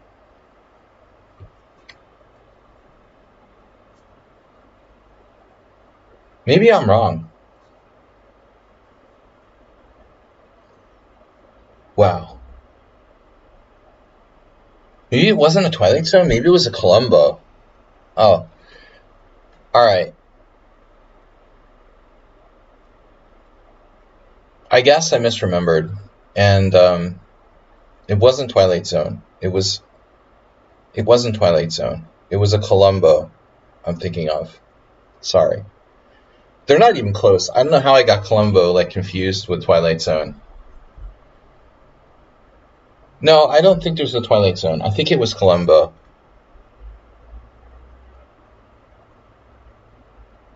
Although, I'm not sure.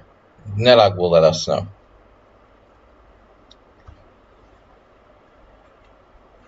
No, it would have been like a small, like, very small part. Not a major character.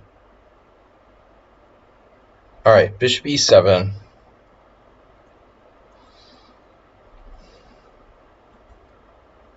Well, this is Zlatko Ilyinich's favorite line. And I always mention the same thing, but he's from Serbia too. And we're friends, and Zlatko is kind of crazy. But he was obsessed with playing b4.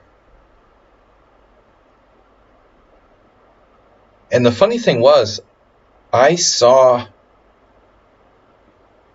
some recent game where someone played it. But I guess it's not this position. Only after castles.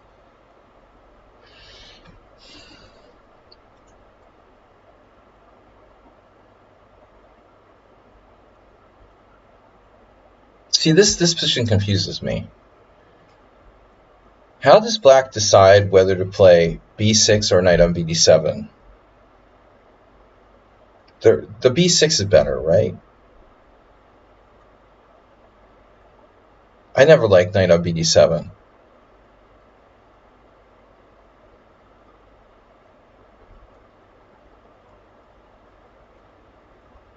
I feel like knight on bd7 weakens c6 a bit, whereas like b6 doesn't. No, b6 does. So they both weaken c6. That's sort of a stupid argument. But b6 weakens it less, because if you play knight on b7 and then b6, you got nothing defending c6. If you play b6 then you're going to play like bishop e7, you know, and then something will be covering like c6. I don't know. I like b6 better.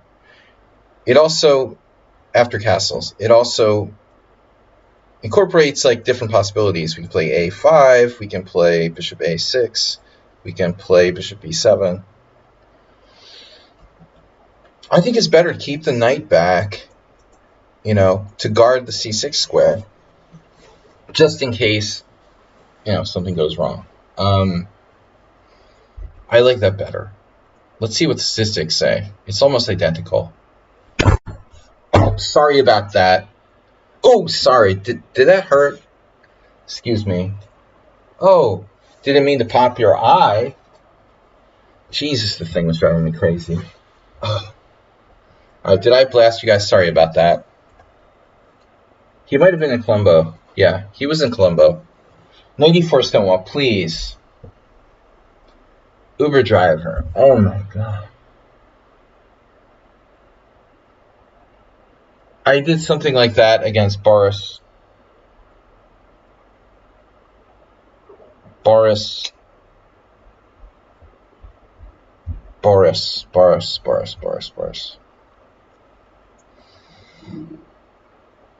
Yeah.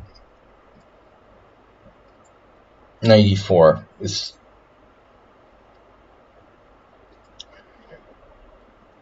just gonna say that that's a great idea.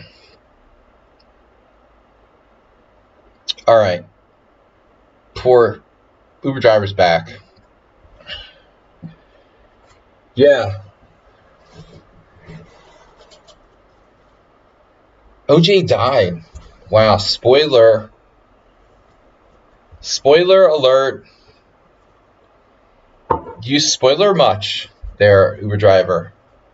94 Stonewall, OJ died. Do you really have to do that during my stream? You spoiler, OJ died during my stream. You can't let me find out on my own. Are you serious? Alright. We gotta like time him out or something, Mr. Coffee. It's ridiculous. You can't be, dude, why don't you just tell us that Joe Biden died, like live on the stream, dude? Come on. Or Trump or something. Jesus Christ, dude, you can't spoiler that.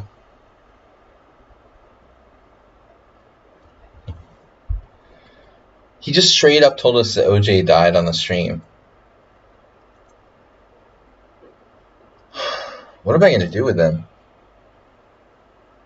You wouldn't even like break it to us somehow? Like, guys, I got something to tell you, but I don't know if I should, or, you know, you should really like check it out on your own. He just blurts it out like really loud. Alright, whatever, man. Nobody lives forever. Knight on BD7. And I played Knight C3. Gelfand Hans. The heart of the pandemic. 2022. No, it's a little late. Late pandemic, Hans. Hans went from 2305 to like 2600 in like 2 years. Because that's normal. Alright. B6. Serbia rating tournaments. Just to show how strong like training in Serbia is. Okay, b6, b3, bishop b7. This is pretty solid. So now we're like transposing. And then here I played e4. And then, so I looked it up afterwards. And it looks like I'm not supposed to play e4 right away. But I didn't know that. No, this is played in a simul game. Guys, don't forget, Saji, good thing there's no suspect tournaments in Serbia whatsoever. And Hungary, and Eastern Europe in general. I'm not going to say anything about Serbia, because we just had like an organizer who was like banned from organizing tournaments for 2 years here. It wasn't his fault, but there were players like selling games within his tournament, and he basically like just was looking the other way. You know, he wasn't like getting any money from it or anything, but he was like letting them continue to do it even though everyone had the feeling they were doing it, tolerating it or whatever. So he felt sorry for them. So he's banned for like 2 years for organizing tournaments. So I'm not going to talk about other countries because that makes us look bad. You know, now, of course, I'm not sure this is like even known. You know, it's like it's an inter-Hungarian, discipline. He's been banned by like the Hungarian Chess Federation. Anyway, we like to take care of our own here. E4 early. Better to play rook fd1 apparently. You know, and I think there you see of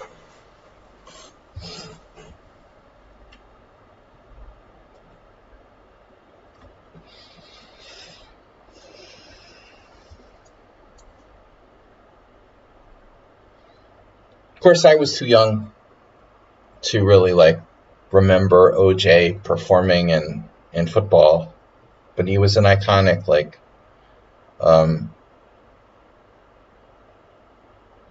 analyst or whatever when I was a kid. He's always been a sports celebrity, but you know the OJ trial was like an iconic moment in my life. All right, bishop e1. So you got this type of idea. Anyways, e4 is slightly inaccurate. He takes, I take, he takes, I take. He plays knight f6. And then I played queen e2. And then black played c5. Yeah, and then here I did bishop c3.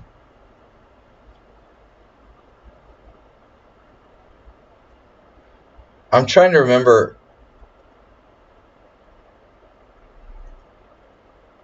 Yeah, what I was thinking now.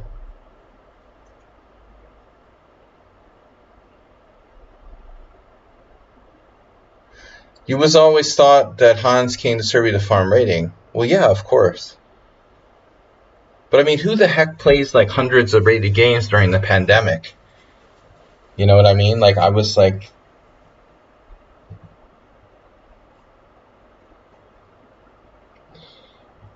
Hans must have had like the most rated games of any player during the coronavirus epidemic. I mean, seriously, and it was noticeable at the time.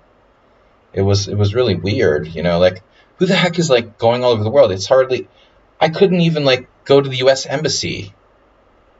Hans is like traveling all over the world, and I can't even get an appointment at the U.S. embassy in Budapest if I need to. You know, the dude is like, it's insane. If I wanted to go get a new passport, I don't even know if I could get a new passport. Maybe like emergency passport services. I couldn't make an appointment at the U.S. embassy for like a year and a half or 2 years or something. You know, maybe the one in Serbia worked better. I don't know, but it was crazy. Anyway, so here I played rook ad1.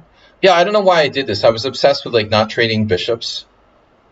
But anyway, we're getting off subject. Oh ma.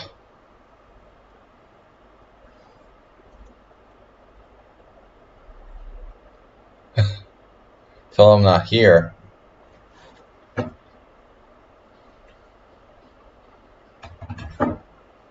Knight takes d4. Yeah, I should have just exchanged bishops. I had this obsession in a Catalan. But this isn't like some Catalan where I traded my dark square bishop on f6 or something. The material is equal. It's completely okay for me to do this. I don't know why I'm such a freak and I have to play rook a d1. But Schumacher didn't have the courage to sack his queen here. And he didn't have the engine turned on, because the engine says that black is better after this.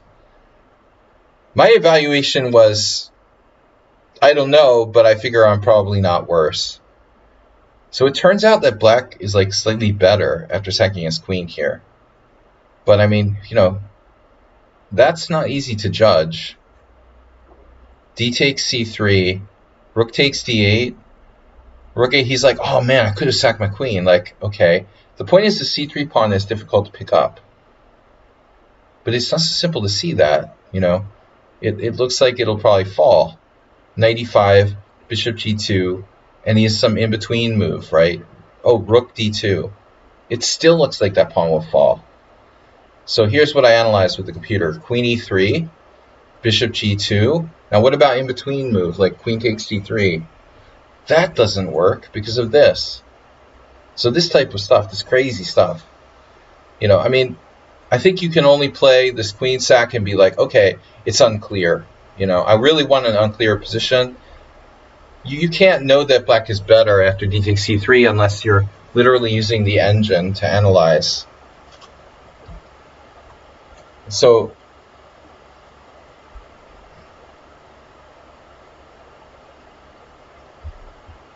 I didn't go anywhere during the pandemic, but as I'm saying, like, I was pissed off because I needed to get some paperwork signed, like, for a contract, and I couldn't get the U.S. Embassy to give me a goddamn appointment for, like, over a year, They didn't have normal appointments, obviously thanks to Donald Trump, to a great degree, because he appointed, like, a moron as the ambassador of Hungary. Now we don't even have an ambassador because Republicans, like, blocked appointment of ambassadors. So that's great. We have a charge to affairs. We don't even have a Hungarian ambassador. It's embarrassing, and probably that's the case in a lot of countries. I mean, Hungary is special because they hate, Orban hates, like, the democratic government.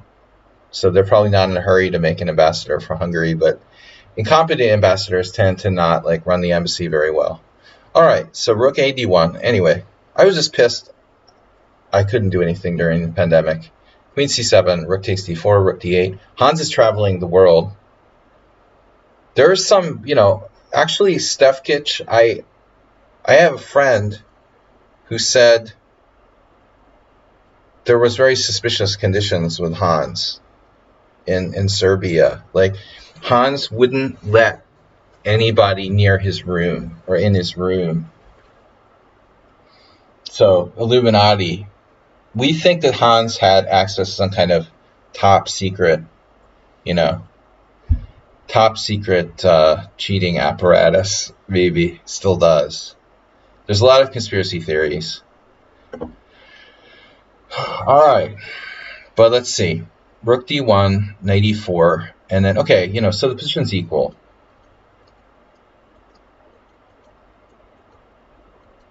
And then nothing really exciting here. Bishop d4, queen h5, queen d3 here. It should have been a draw.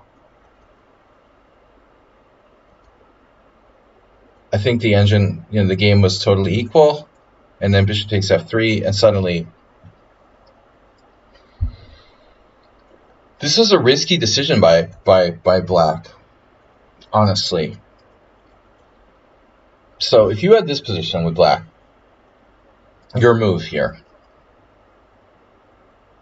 you played a solid defense. Oh, actually, okay, queen h5 makes sense. He's pinning me. Now here, suddenly there's this, like, back rank thing.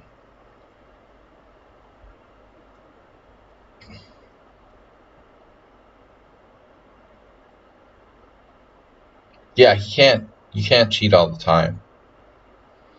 But they don't know why he wouldn't let anyone. He was, like, adamant about not letting anyone in his room when he was in Serbia. Like, maybe just like he had a girlfriend and she was allowed to go in the room, but no one else. That's what I've been told. Bishop c7, top secret.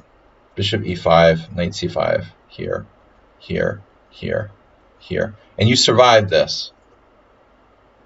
b4, bishop takes g2, king g2, and now watch this. Time pressure, nobody has any time left. He's down to a minute. Okay, I have 4 minutes. He has a minute. This wasn't simul, by the way. This was a rapid game. No? Was this simul?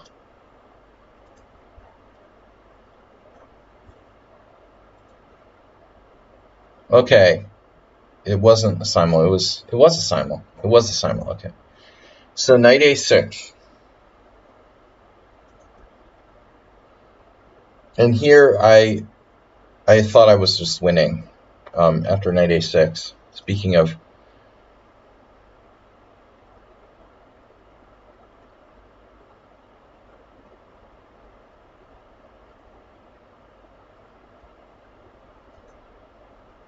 I was just talking about how it's embarrassing when my father would like brag about me to friends and stuff. Don't embarrass your son, Netta. All right. Queen e2, and now b5.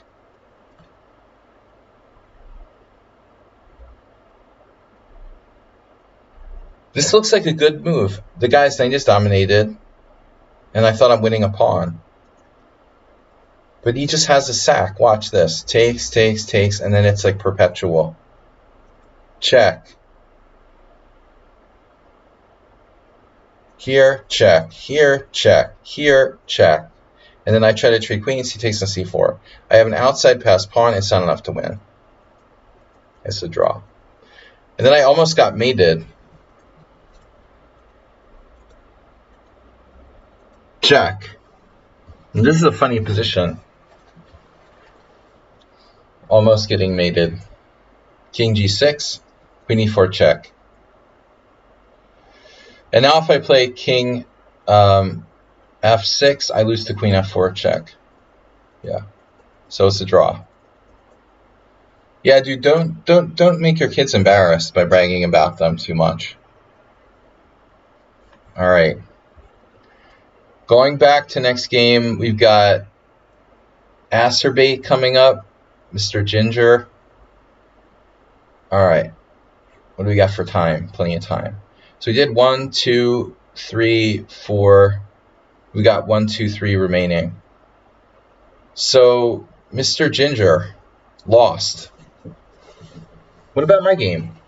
Oh, you're here? Where's your game? Dude, where's your game? I thought you put the game in.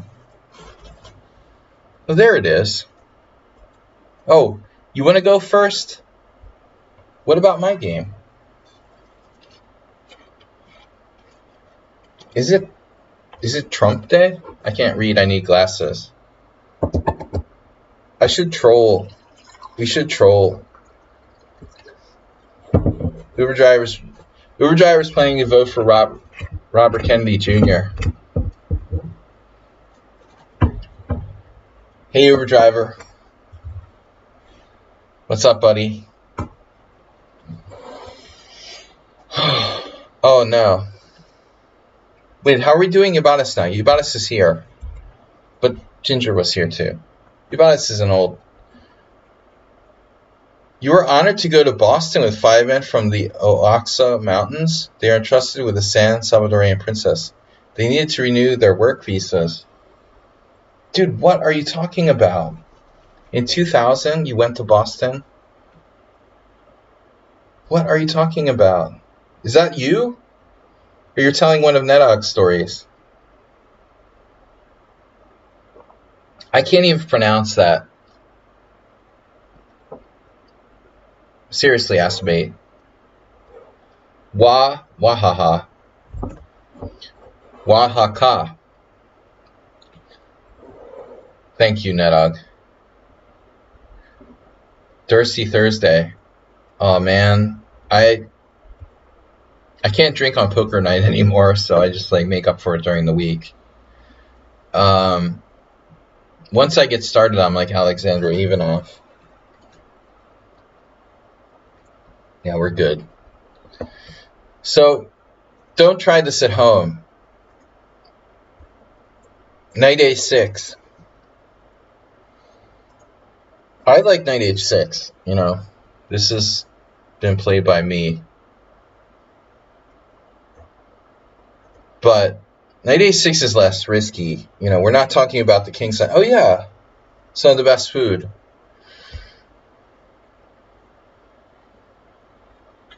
Yeah, but why is that coming up in my mind?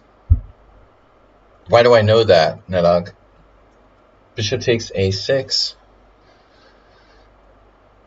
The whammy. Well, I mean, knight h6 is way riskier to your king side. So, I didn't know this has a name. It's called the lemming defense. One thing that's for sure is that bishop takes a6 is suboptimal.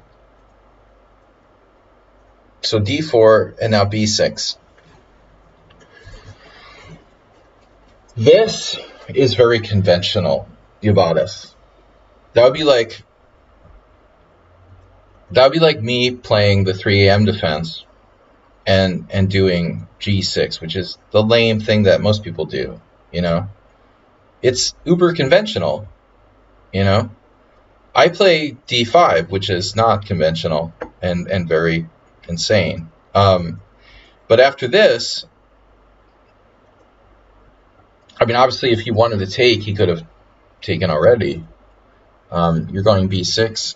You're protecting this. But this is not the main point. The main point is to fianchetto. Now watch what happens here. White's next move, very interesting. The best move for white is, I don't know, knight c3. I think knight c3 or knight f3. But who's to say, you know, what the best move is? But he plays this. Oh, bishop c4, another possibility. Well, the Boulder fans are going to be big on that. Mama. Oh, no. Not mama again. a4. Crushing. a4 with the idea of a5. And then black plays c6, and then a5, b5. Like the time that Kirill Gergiev played, like, d4, c6, e4, b5 against me, I was like, dude, come on. You get a chance to play someone good and they play that crap. I was just pissed off, you know? But a4 really deep, dude. So a4 is better than what this guy did. He does c4. And I don't really understand this move. The problem with c4 is your dark squares are kind of weak, you know? So these squares and Nedog, acerbate, no. Next try, Yubatis. You're never here, so I can't remember your name. Yubatis plays a mistake. He played c5, which isn't bad. He's got the right idea, like trying to play for dark square control, but obviously white can push. I think push is best. You know, it's a good Benoni for white. But the funny thing is you have this. This is really interesting. But this is basically the idea of my 3 a.m. defense on the other side of the board. Exactly. And so this is a really strong gambit for black. It's like a very, very good, well, I don't like it, but if you play the England gambit, there are themes like this. You know, there are themes where the queen comes in here with reverse colors at least, you know, and sometimes gets trapped maybe in the corner, for example. Yeah, so I mean, c4 is a bad move. This is not taking advantage of it, and after d5, white is better. So this is dubious. You have a pretty bad Benoni here. Very bad Benoni. b6 is basically a totally, like, I don't know what to call it. It's a totally, like, lost tempo. Pretty lost tempo. Bishop b7 I wouldn't play. You know, at this point, maybe, to be honest, like, you should probably, like, be happy your bishop's on c8.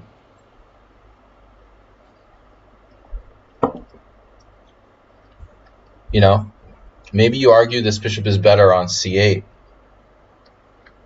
I'm not sure there's a case to be made for playing bishop b7 here. You know, maybe you should just play the Benoni and get it over with.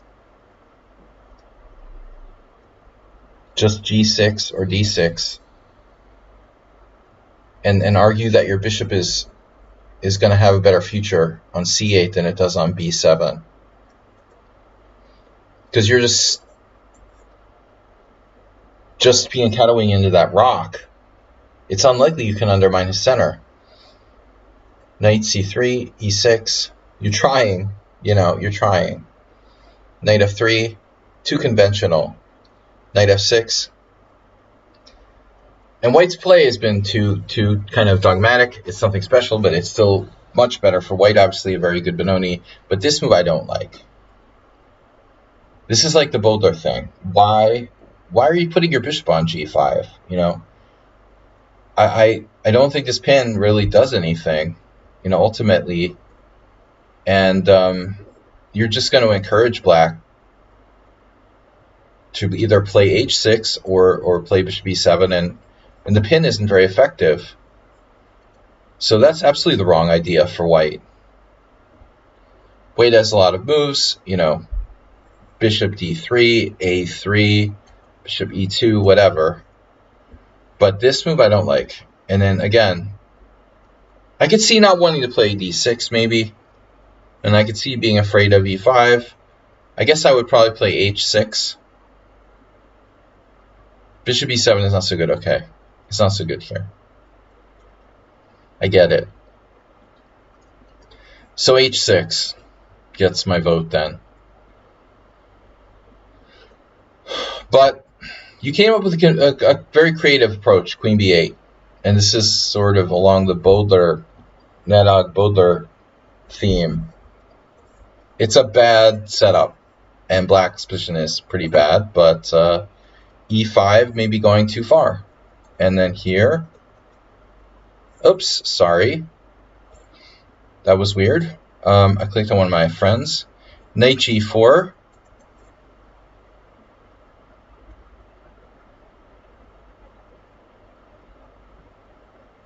And then queen e2, which is basically the only other option is bishop f4.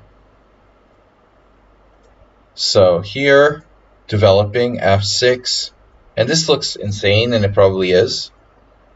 Takes, attacking the bishop on g5. And now white, if he captures this, probably black is lost. But black, you know, I assume this is winning for white, but it takes courage and a little bit of calculation. Maybe it's not so easy. You have a book that says you should castle. Well, you didn't really read it, dude, because you've been playing the hippo all the time. I'm not sure you actually read the books on your shelf there, Uber driver. You just like to quote Big Bobby. You should try reading them once in a while. All right, bishop h4, and then king f7. And these kind of moves, king f7,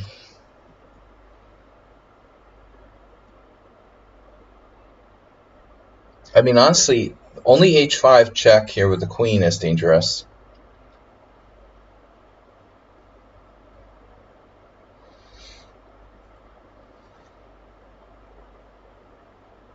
Here, knight h6, and I guess white was frustrated.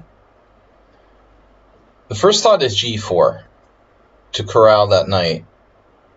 And then he probably looked at the position and didn't like this diagonal, but actually,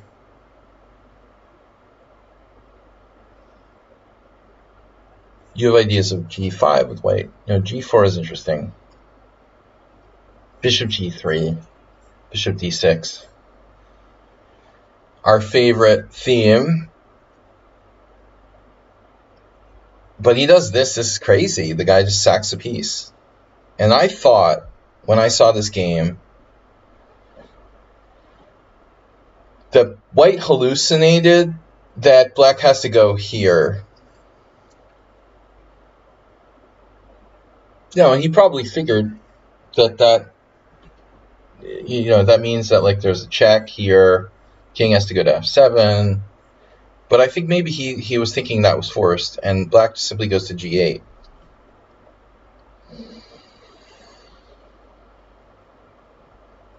My quick snap analysis of the situation was that white just like wrongly assumed the king had to go to g7 or something. You know, it's the only justification I could think of. So that after this check, the bishop simply goes to g7. And my king is totally safe on g8. And now the knight comes back to f7 and white's just down a piece. So it was over. One last threat.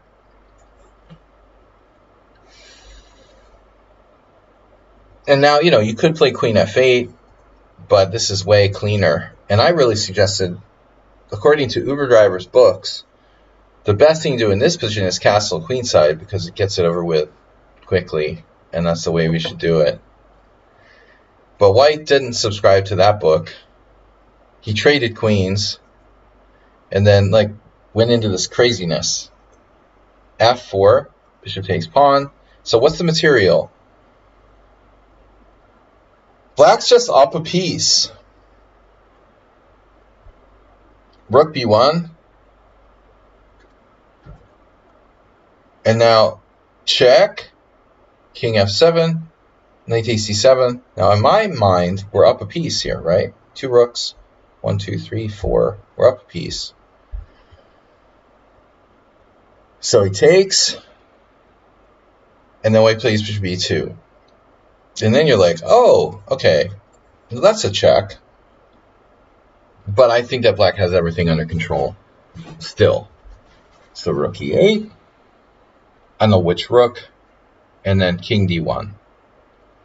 And I guess right around this point, you might consider sacking the exchange. So I guess we should vote for rook takes e2. It's only a minor material concession, right? We sack the exchange. It's a rook for a bishop, and you get a pawn, and this is kind of juicy in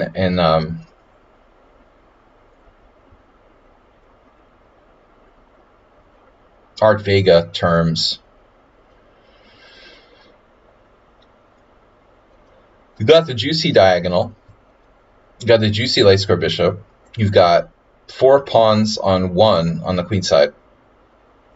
But Ubatis got lazy now. And he played knight f5, no-brainer, and allowed this check. And suddenly things aren't so easy after that, because we're just dropping an exchange and our king is in the middle of the board. And I'm not sure that this is an automatic either. That's kind of crazy, dude. Seriously, why wouldn't you go to g7 here, objectively? I think if you took the time to collect yourself, rationally speaking, maybe g7 is a safer option. He just walks out in the middle of the board. And now I would expect this capture. I guess it's not so simple. If you take... Well, I mean, there's also rook e1 check, by the way. The d7's hanging. Okay. So you probably have to take. And then we would recapture. And then check king d7. So the knight ends up getting trapped. So that's basically his justification. Ubatis is like, I'm trapping that knight. Well, it could always go to e5. Let's see. He goes knight takes b6. Why are we going knight takes b6? Because a rook takes b6. So it's craziness, right? Knight takes b6, knight h4, knight takes a8. This is funny. Now, I guess at this point, our rook is hanging and our bishop's hanging. So he goes here. Bishop takes e8, bishop takes e8. And the knight is trapped in the corner. But it reaches a funny position where Black has all 4 minor pieces. And I was thinking, takes. How many times have you played, check? When was the last time you played a game, at move 30? One side had all of their minor pieces, I mean, these 4 pieces are cool. He sacked 2 exchanges. So what's the material balance? It's 3 minor pieces, 2 bishops, and a knight for 2 rooks. It's a very strange material balance. It's actually 3 pawns, 1, 2, 3, 4 pawns. So you've got 3 minor pieces, 2 bishops and a knight for 2 rooks and a pawn. So technically, Black is down material. Actually, ironically, it turns out the knight on a8 is a big problem. That's almost off the board because c7 is covered, b6 is covered. it's almost like black has 4 pieces for 2 rooks, effectively. It's crazy, and you don't see this every day. So knight f5 here, and then c4, and then here, and then here, and then here, and then check, and then this was a critical moment. Black defended a7, which would like help bail his knight out and attack a bunch of black's pieces, obviously. But here I thought was really critical, like the fact that white can't go to e2 because of this fork. I feel like if white could play king e2, maybe white is better, or okay at least. But the fact of the matter is, like, after this check, he can't go to e2, and he's like, and the c pawn's coming down. I thought white could sack a rook for the c pawn and still be fine, but I don't know if he can even do that. Now he's like getting mated. He's like getting mated, seriously. I guess king e1 might be. Maybe we talked about this. Probably king e1, bishop check, and then we pick off the exchange anyway with knight g3 or a rook, like king f1. No, it's a rook, right? Check here. It's an exchange. Yeah. But the c pawn is a killer. But I told Yabatis what's funny, guys. Like, I hope you know how to do like knight and bishop checkmate here. You have like 2 pairs of knights and bishops, like symmetrically placed. Only 2 pawns left. So I figured the chances of having to do like knight and bishop mate is pretty high if white is able to sacrifice, his rooks for the last pawns or whatever. He said he's not sure how to do. He's not sure he could necessarily do the knight and bishop mate, king c1, and luckily it doesn't matter because now all 4 pieces. This is sort of funny. You got 1 plateau of pieces. It is a fun position. So check. Finally, the knight emerges. King c6. Now it's covered, and now he makes a move, and it's over. Check and mate. Oops. That's a nice mate. Yeah, that game was worth it. Okay, thanks for sharing that. We got Asterbait, Mr. Ginger. We'll do Mr. Ginger last. Phew, I'm tired. All right. Yeah, it's not just the wine. All right, my schedule is demanding. I never have time. Let's check. Let's check how our horse is doing.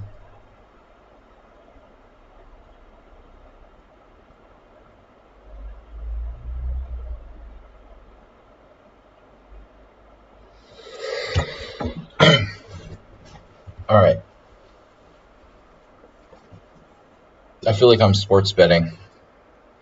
So we've got 11 viewers, guys. Try to kill it here a little bit. Let's get some more viewers. Seriously. We're seriously analyzing. This is fun. Uber driver, I'm always making fun of you. I feel like I'm always picking on you. But the other day I was thinking, like, it's great to have you here because you're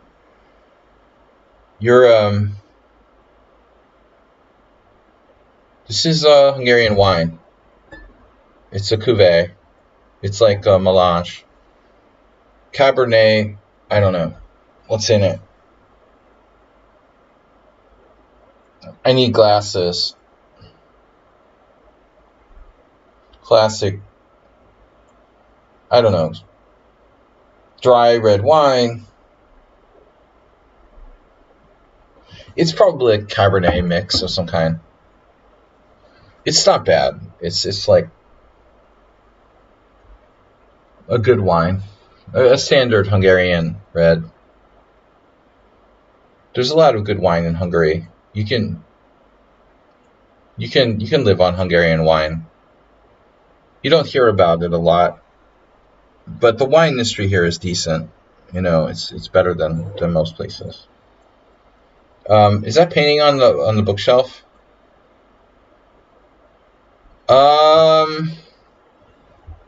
That's a good question. It's not by me.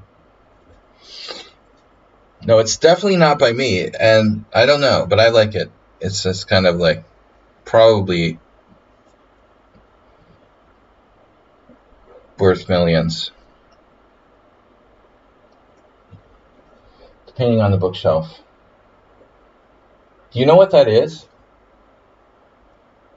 It's not easy, and if you can't see it clearly, it's probably not easy to identify. It's abstract. It's a little abstract. But it's actually not abstract if you know what it is. You'll see it.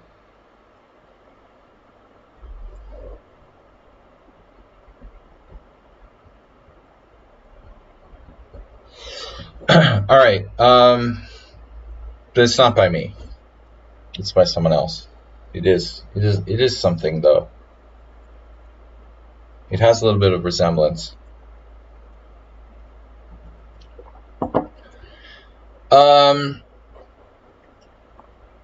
Yeah, Hungarian wines. How much was this wine? $7. This was $7. It's a good wine.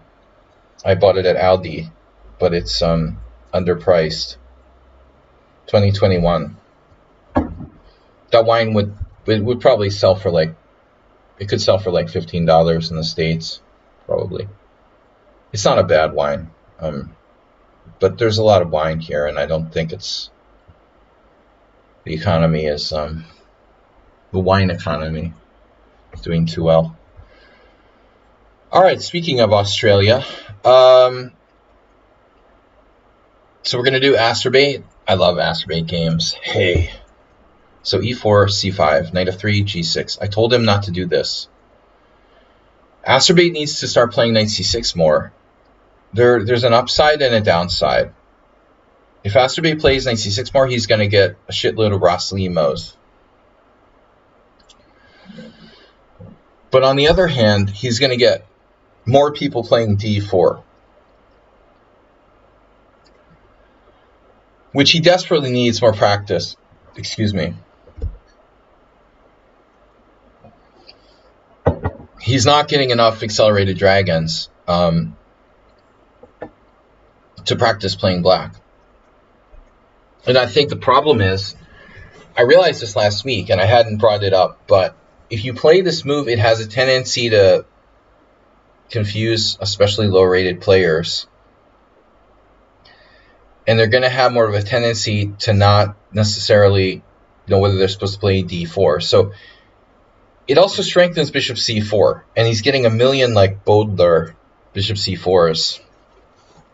And I think for the sake of learning to play the accelerated dragon properly, Astrobate needs to play knight c6 so that he can get more games with d4 and get more practice playing a proper accelerated dragon. Seriously, Astrobate, try to play knight c6. Mix this in more, because you're not getting enough games. Here's another Bodler. And this is just happening repeatedly. Even I had a game with him in this variation several times. And this is the best move for white. So we've had a million examples of this. I talked about it last time. Oh, it wasn't you. I thought it was you in the simul, and it wasn't you. It was another player, right? I said it was my game with Vitalebente's brother, Albert, from like 2004. The only time I ever played Levente's brother, he came to a tournament, a GM tournament in First Saturday in 2004 when I first moved here, and I managed to get lucky and beat him as black in one of these. Astrobate screwed it up again. You played knight c6. You know you're not supposed to do that. This is one of black's worst moves, because you're just going to get rollered by this pawn. Think of it as bowling. You know when little kids have like bowling birthday parties, and they have to put those like bumpers on the sides of the bowling alley so the ball doesn't roll off, dude?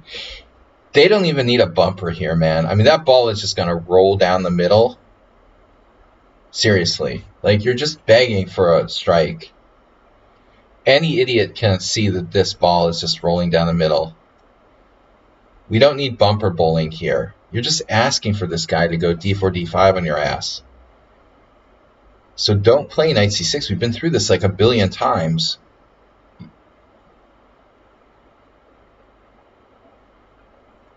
They could bowl 100 in the bumper bowling.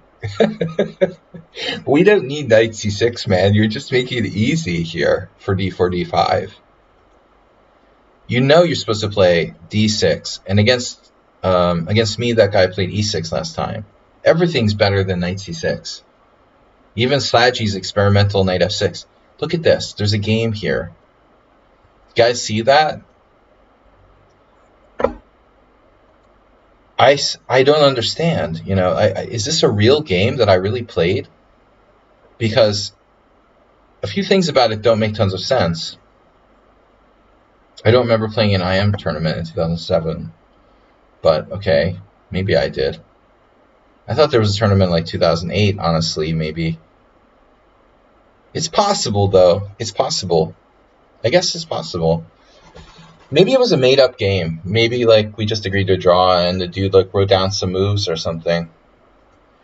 But anyway, d6 or e6, and that's about it. You just don't have another move. You might as well play the c3 Sicilian here with queen c7. That's better than knight c6, probably, too. At least queen c7 would stop d4 because you'd be on his bishop on c4. No, Astrobate, the best move is actually d6. I think. I used to think that it was e6. But I changed my mind to d6 after heavy, extensive analysis. So he plays this anyway, doesn't listen to me, and now I played that. Now, the only question is, like, should we take the pawn with the knight or with the pawn? Because this, I kind of like this. This is just to troll the other guy. Did you think about that, taking with the knight? I guess queen b3. Still, it doesn't do anything, necessarily. You know, maybe white could play, like, Sung Prism's game or something and sack the rook with bishop b2. No, I think you should just take with the pawn, which is what you did. Yeah, b4 is unnecessary. I mean, d4 is just good for white. There's a variation here where you, like, try to win a pawn with black, and it's a bad idea. Take, and you can also play the Mora Gambit, but I'm not a big fan of that. So take, queen b6. And it's not too late to play d6, by the way. Probably the best move. Queen b6, greedy, and now d5. And then after knight d4, what do we do? Castle. Wow, black drew this game. Vladimir Rogovsky. Lubomir Mikulec. Is this for real? Are these guys for real? Yeah. Russians, apparently. Alushta, 2000. These are not household names. All right. Yeah, the ratings and the rating tournaments in Alushta are a little bit dubious. Those guys probably bought all their points. Never to be heard of again. They're eliminated by Putin. All right, c takes d4. Sorry, this is not the game. b4, stupid move, takes. And now d4 would be logical. So what do you do after d4? You take here, and if d5, then you have c2. Wow, knight a5 also. Anyway, okay, Astrobate, I'm getting distracted. Let's focus on what happened. So he plays a kind of wing gambit that doesn't really make tons of sense, but after takes, white should play d4. Then you have knight f6, which is a very hard move to find. You know, I don't think you would find that. I don't think I would find that. You know, I'd probably play like d6 and look scary after queen b3. Queen b3, e6. Okay, let's take a look. So he takes b4, he castles. But I feel like that's a break. This castles is like an Evans Gambit. White's playing the Evans Gambit against the Sicilian. But the castles gives us like a moment to collect ourselves and complete our development or something. You know, this is a kind of break. So we have options. D6, the greedy pawn takes pawn, or knight f6, maybe knight h6. The Uber driver approved. Please don't tell me you played a6. That's what Asterbate does when he doesn't know what to do. He has this like default a6 setting. If you don't know what to do, play a6. Not good advice. You take Asterbate over little kids. Big mistake. No, just kidding. All right. He is a little kid at heart. E6. But what should White do? Not this. I mean, develop. He should play d4, d5, man, of course. The bowling, the whole theme was bowling. He's supposed to be bowling here.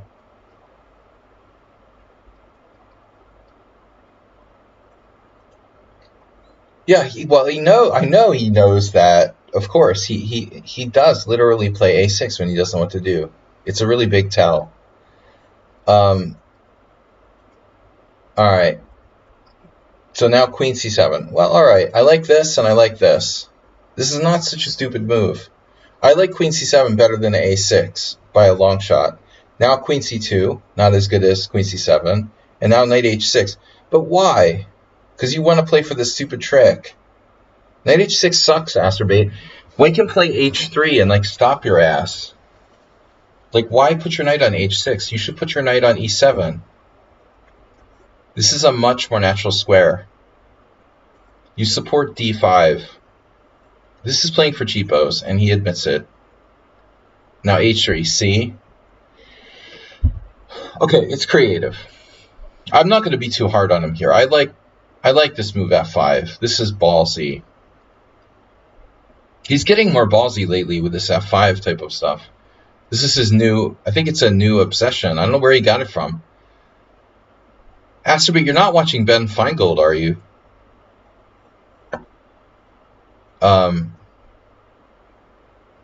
You got to be careful about that.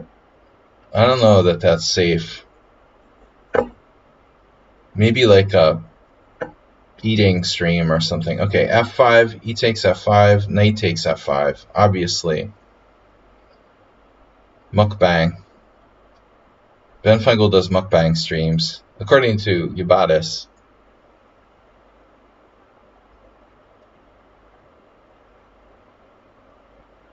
As long as it's not porn, I don't care. E takes f5, knight takes f5, c takes b4. Imagine if Ben Feingold had OnlyFans. That's disgusting. Alright, I'll stop now. I need another glass of wine. OnlyFans mukbang. Ben Feingold OnlyFans mukbang stream. Ugh. He practically does mukbang streams anyway. Yeah, no, I mean, it's a reasonable thing to do, Mr. Coffee, a6 when you don't know what to do. It really isn't that stupid of a default, like, idea. Look how he just dominated d4. But, I mean, why would White bring your knight into the game? Like, you broke his center with f5.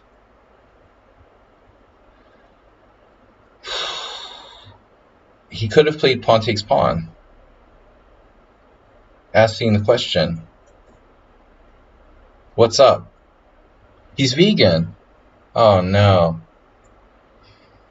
Well, I don't believe for a minute he was always vegan. I don't know how long he's been vegan. Possible.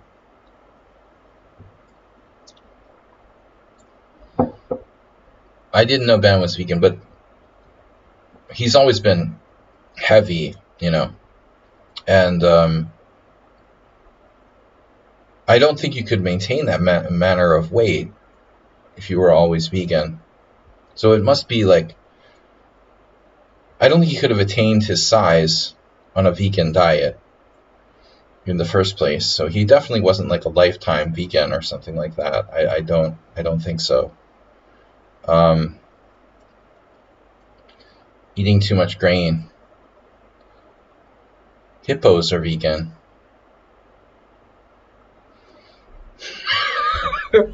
No, I'm just kidding. I don't know. Hippos are not vegan, right? Hippos eat crocodile.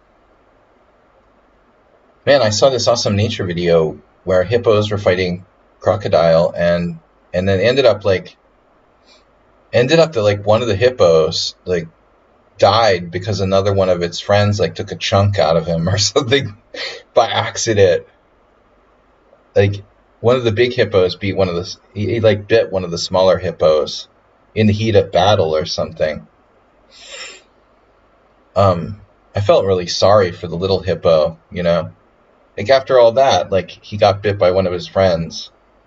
It reminded me of my dogs. I used to have 3 dogs, and they would like go crazy on each other because they're upset about other dogs. Like take it out on your friend. Yeah, so hippos don't actually eat. Yeah, they don't eat the crocodiles. All right, good point. Yeah, I that's what I thought. Then I was like, they just like the taste of blood. They don't actually eat the crocodiles. They're just defending themselves. They're giant herbivores, so they can attain that mass like a whale or something. Anyway, all right. It's a lot of grain. Cocaine hippos. Knight takes f5, c takes b4 here, and it's over.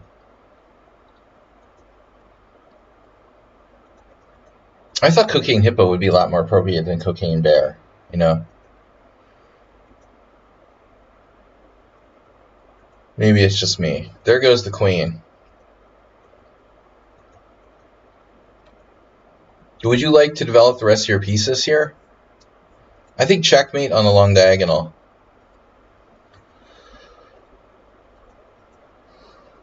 b5 is kind of risky, Astrobate. Shouldn't you play like b6 and kind of rein it in a little bit?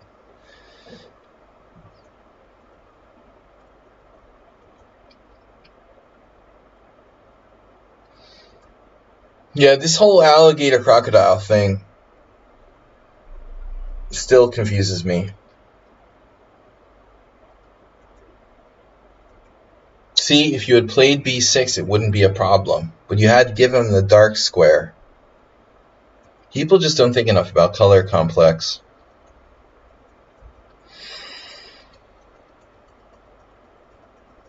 I told you it would be the long diagonal. I'm psychic. You missed mate in 1.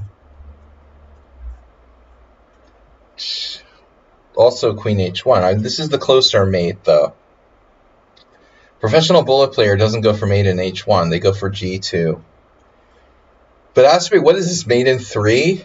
Check, here, mate. I'm telling you guys, I'm psychic. I knew it would be mate on the long diagonal. I could just feel the weakness. 300 forints. All right, I got to check my horse. Speaking of forints. Uh-oh. What? Oh boy. Might be bad. There's some kind of update. Guys, we have one more game left.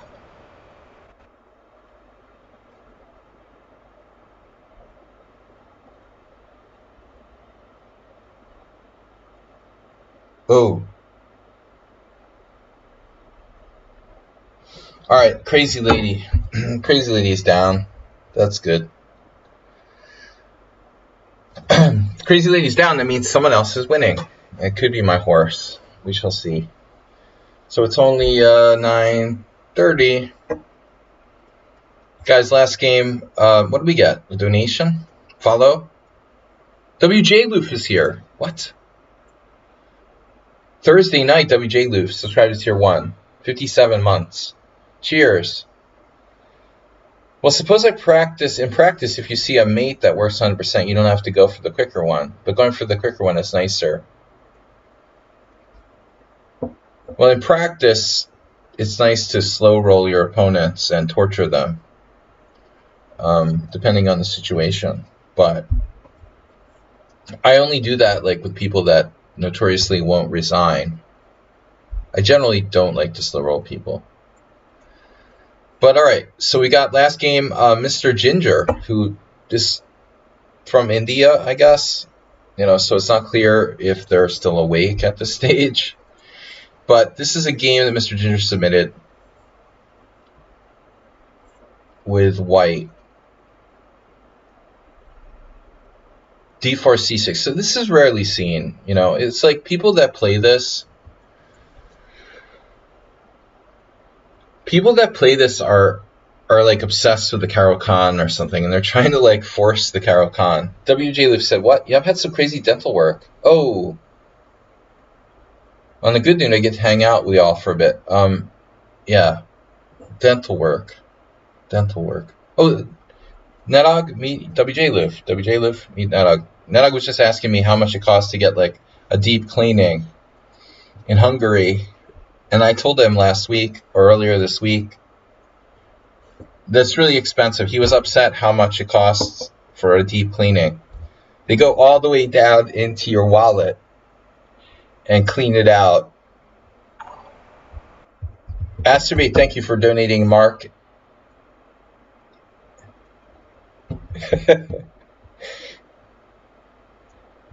Mark Zink, thanks for donating.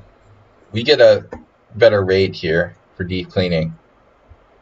So C4, G6. Now this is interesting. So white is playing D4, black plays C6. They're usually looking for the Kraken, and then you played C4. Once in a while, you get somebody who like goes into a form of King's Indian. Even the Dutch is possible. You could play like a weird Dutch here with that 5.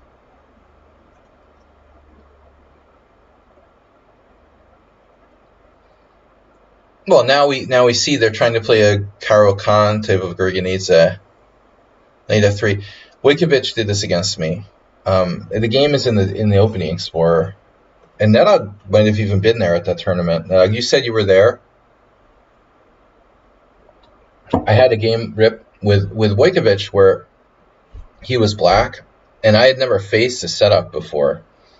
But he just played like a King's Indian where he played C6 instead of D6.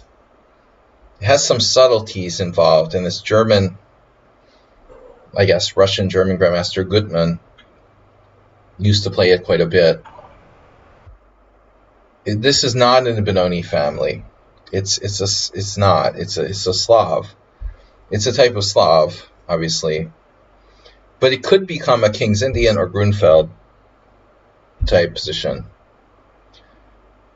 So the game with Wojo is in the opening explorer, and actually I was fine until like the very end. But it was like game 90, or I think that it was one of those tournaments. It felt like it was, no, maybe not, but it was a long time ago. Whatever, Bishop G7. But at the time I didn't really realize, and I've subsequently, see here.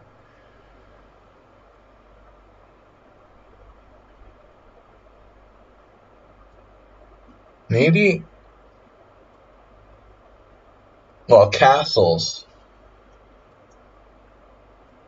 See, like Bobby Fischer has a game in his book, My 60 Memorable, against Letellier, where Letellier played E5, but it was a different position.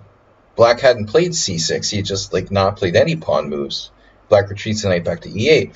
But if you play C6, this type of E5 advance is probably a little bit better. It still may not be correct. The argument is like, is white overextending himself or not? This obviously like loses a piece. But black would prefer to have the Fischer breaks like D6 and C5, which is what he did in his My 60 Memorable Games. A very important idea to understand. I thought it was amazing when I was a beginner. the way that Fischer allowed e5 was blowing me away, you know, the hypermonetism. But it's really, White has spent a lot of time moving all these pawns, you know, and White's king is still in the center of the board. But c6 doesn't help that much, taking apart White's center. So, but this move looks kind of dubious.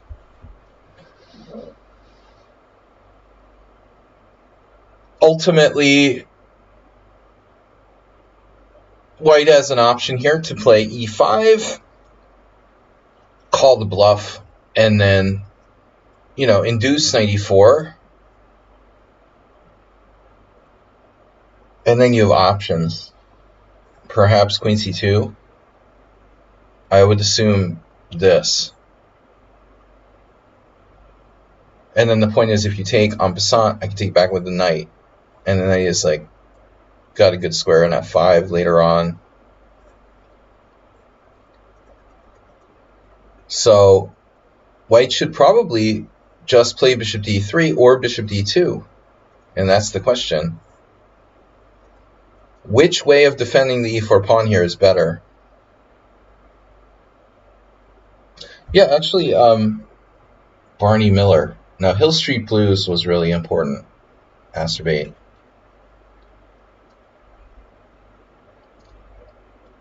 Hill Street Blues was the groundbreaking police show.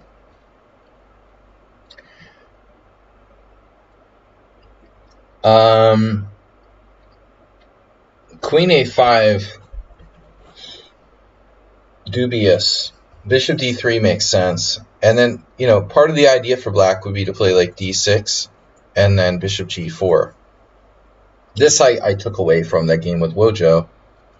But Wojo didn't, you know, he wouldn't play queen a5. He played castles. And then the question is, like, what does White do? So this was my problem.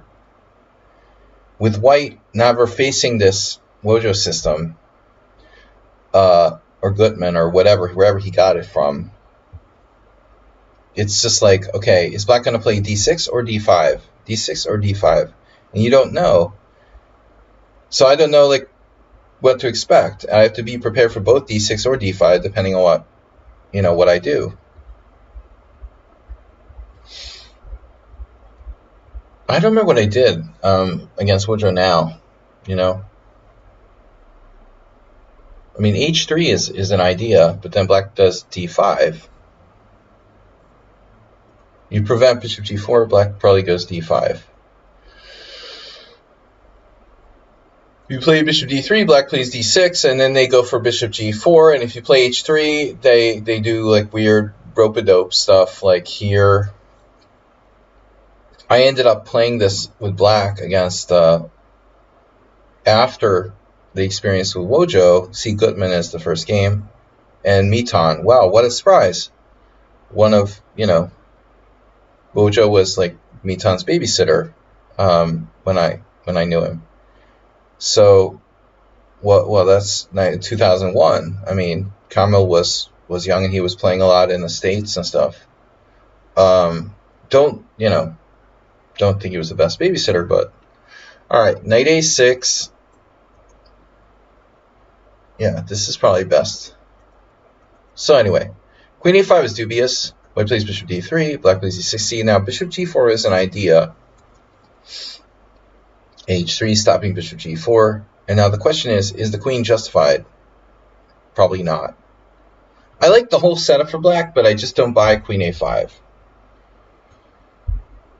At the end of the day, you could maybe transfer to h5, but what if White's smart and doesn't castle?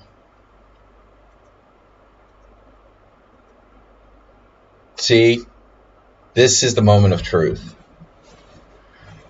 Now we need to be accurate for White.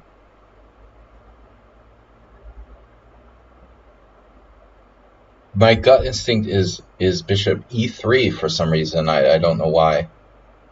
I like that square the best. I mean, clearly d2 is okay. It would leave this bishop unprotected. There's also bishop g5.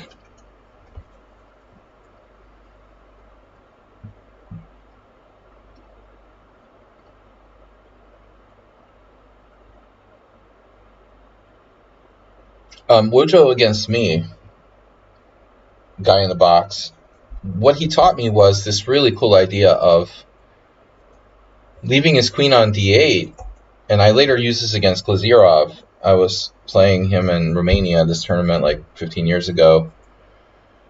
You don't play queen a5, but you play like knight c7, and actually you can bring the knight to e6, strange as that might seem. And it's effective too if you can play bishop g4 and trade off that bishop. Here white has played h3 to stop that. Against Glazirov, I think I did like bishop g4. I played some weird stuff, man. Knight c7, rook b8, b5. So this plan of this and this hitting the d4 pawn, Wojo got a decent position against me by doing that. I had never seen anyone do that before. Again, I lost the game, not really because of the opening, just later, but I blew it in like an equal position. But I think this might be maybe slightly inaccurate to allow black to play queen h5, because still white's probably fine, but there might be some active plans. I guess objectively it's bullshit. You can play knight g5. I mean, I know this idea from the Kabalek.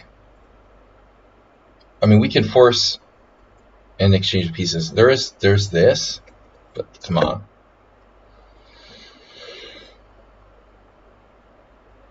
I don't think so. Take knight takes g4. We could even play this. Anyway, it's a lot of coffee house stuff here, but I know this transfer.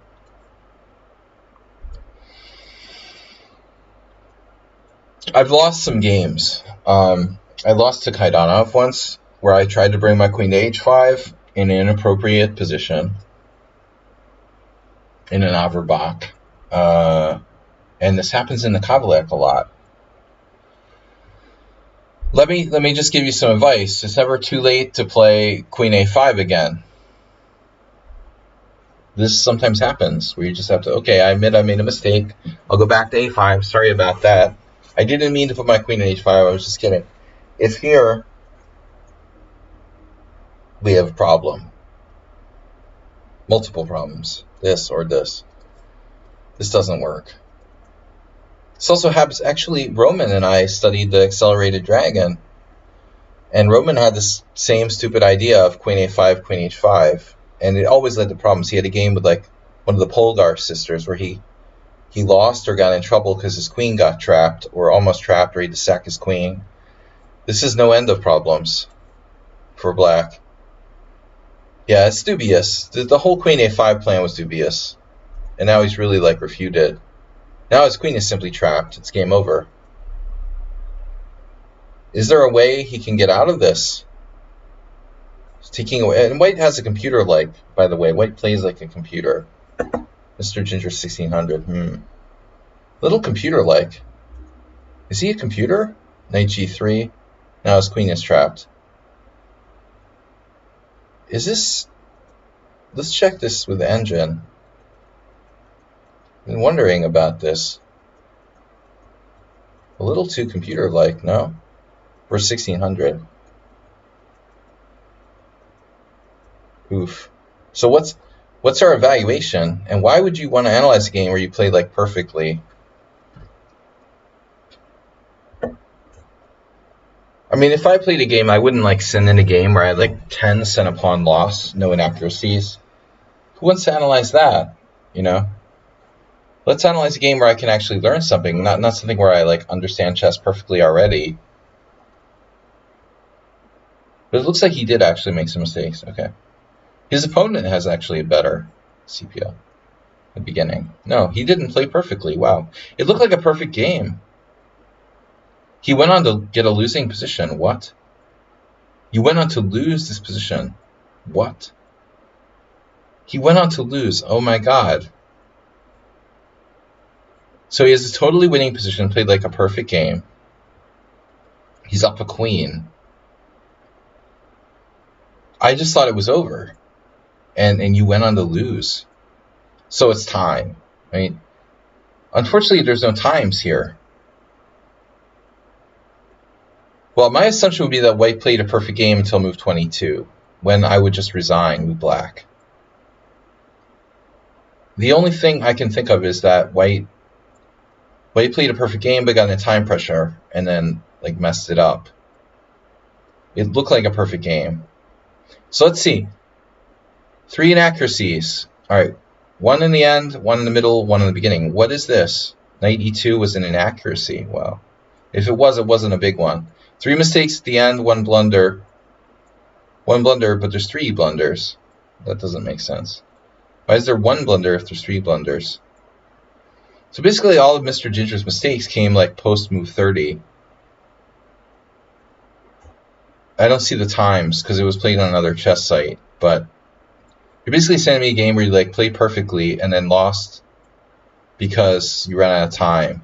Like you didn't have enough time for your engine to run or something. I don't know. It's very strange, dude. Maybe his computer was also playing black. No. Black ended up with a better cent upon loss average than white in this game after being -5. So white used an engine in the beginning and then switched over and like black was cheating in the end or something like that. Bishop takes g5, what? Bishop takes g5, I guess, time pressure, and now. It looks like white's winning.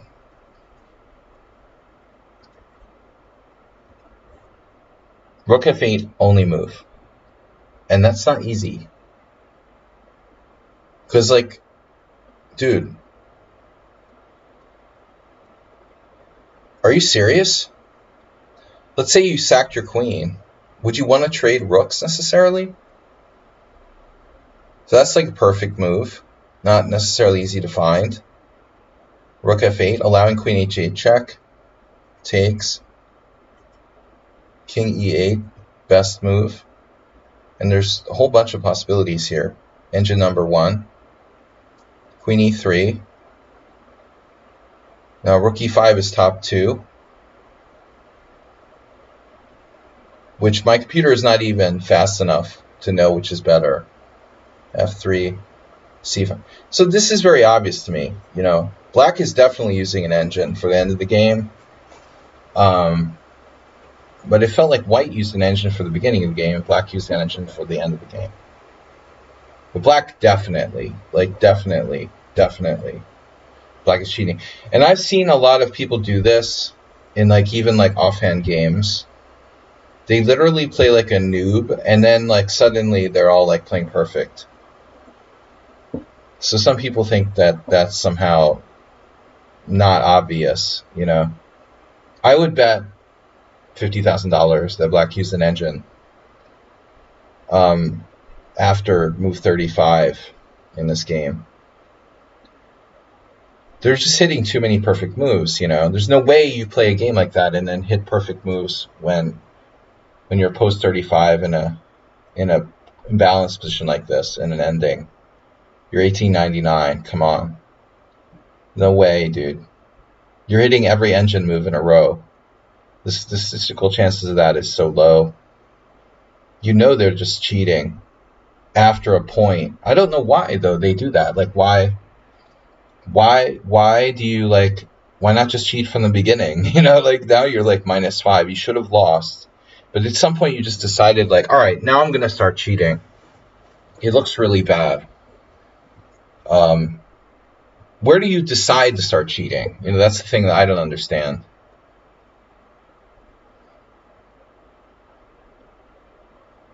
You know, where do you draw the line? You know, it's funny. Maybe get AI to better teach you how to cheat in online chess or something. Anyway, all right, guys. Those were fun games, but these games from Ginger are kind of weird. But at least he wasn't cheating for sure. Black definitely was at the end. All right, so we covered all the games.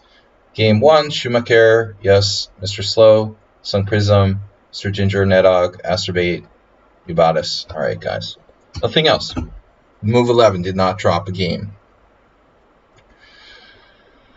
All right, guys. It's been a long day. I'll see you later. Have a great night. Mr. Coffee. Mr. Coffee, it'd be nice to you to drop a game once in a while. We'll be back. We'll be back tomorrow. I promise. Tomorrow, WJ Luke, thanks for stopping by. One of these days, you'll have a chess game to share with us as well. Cheers, Brenton, Richard, and I'll see you guys later. It was fun. Friday morning, we're going to be doing some blitz challenges, and I'll see you at 12 noon Central European summertime. Bye bye.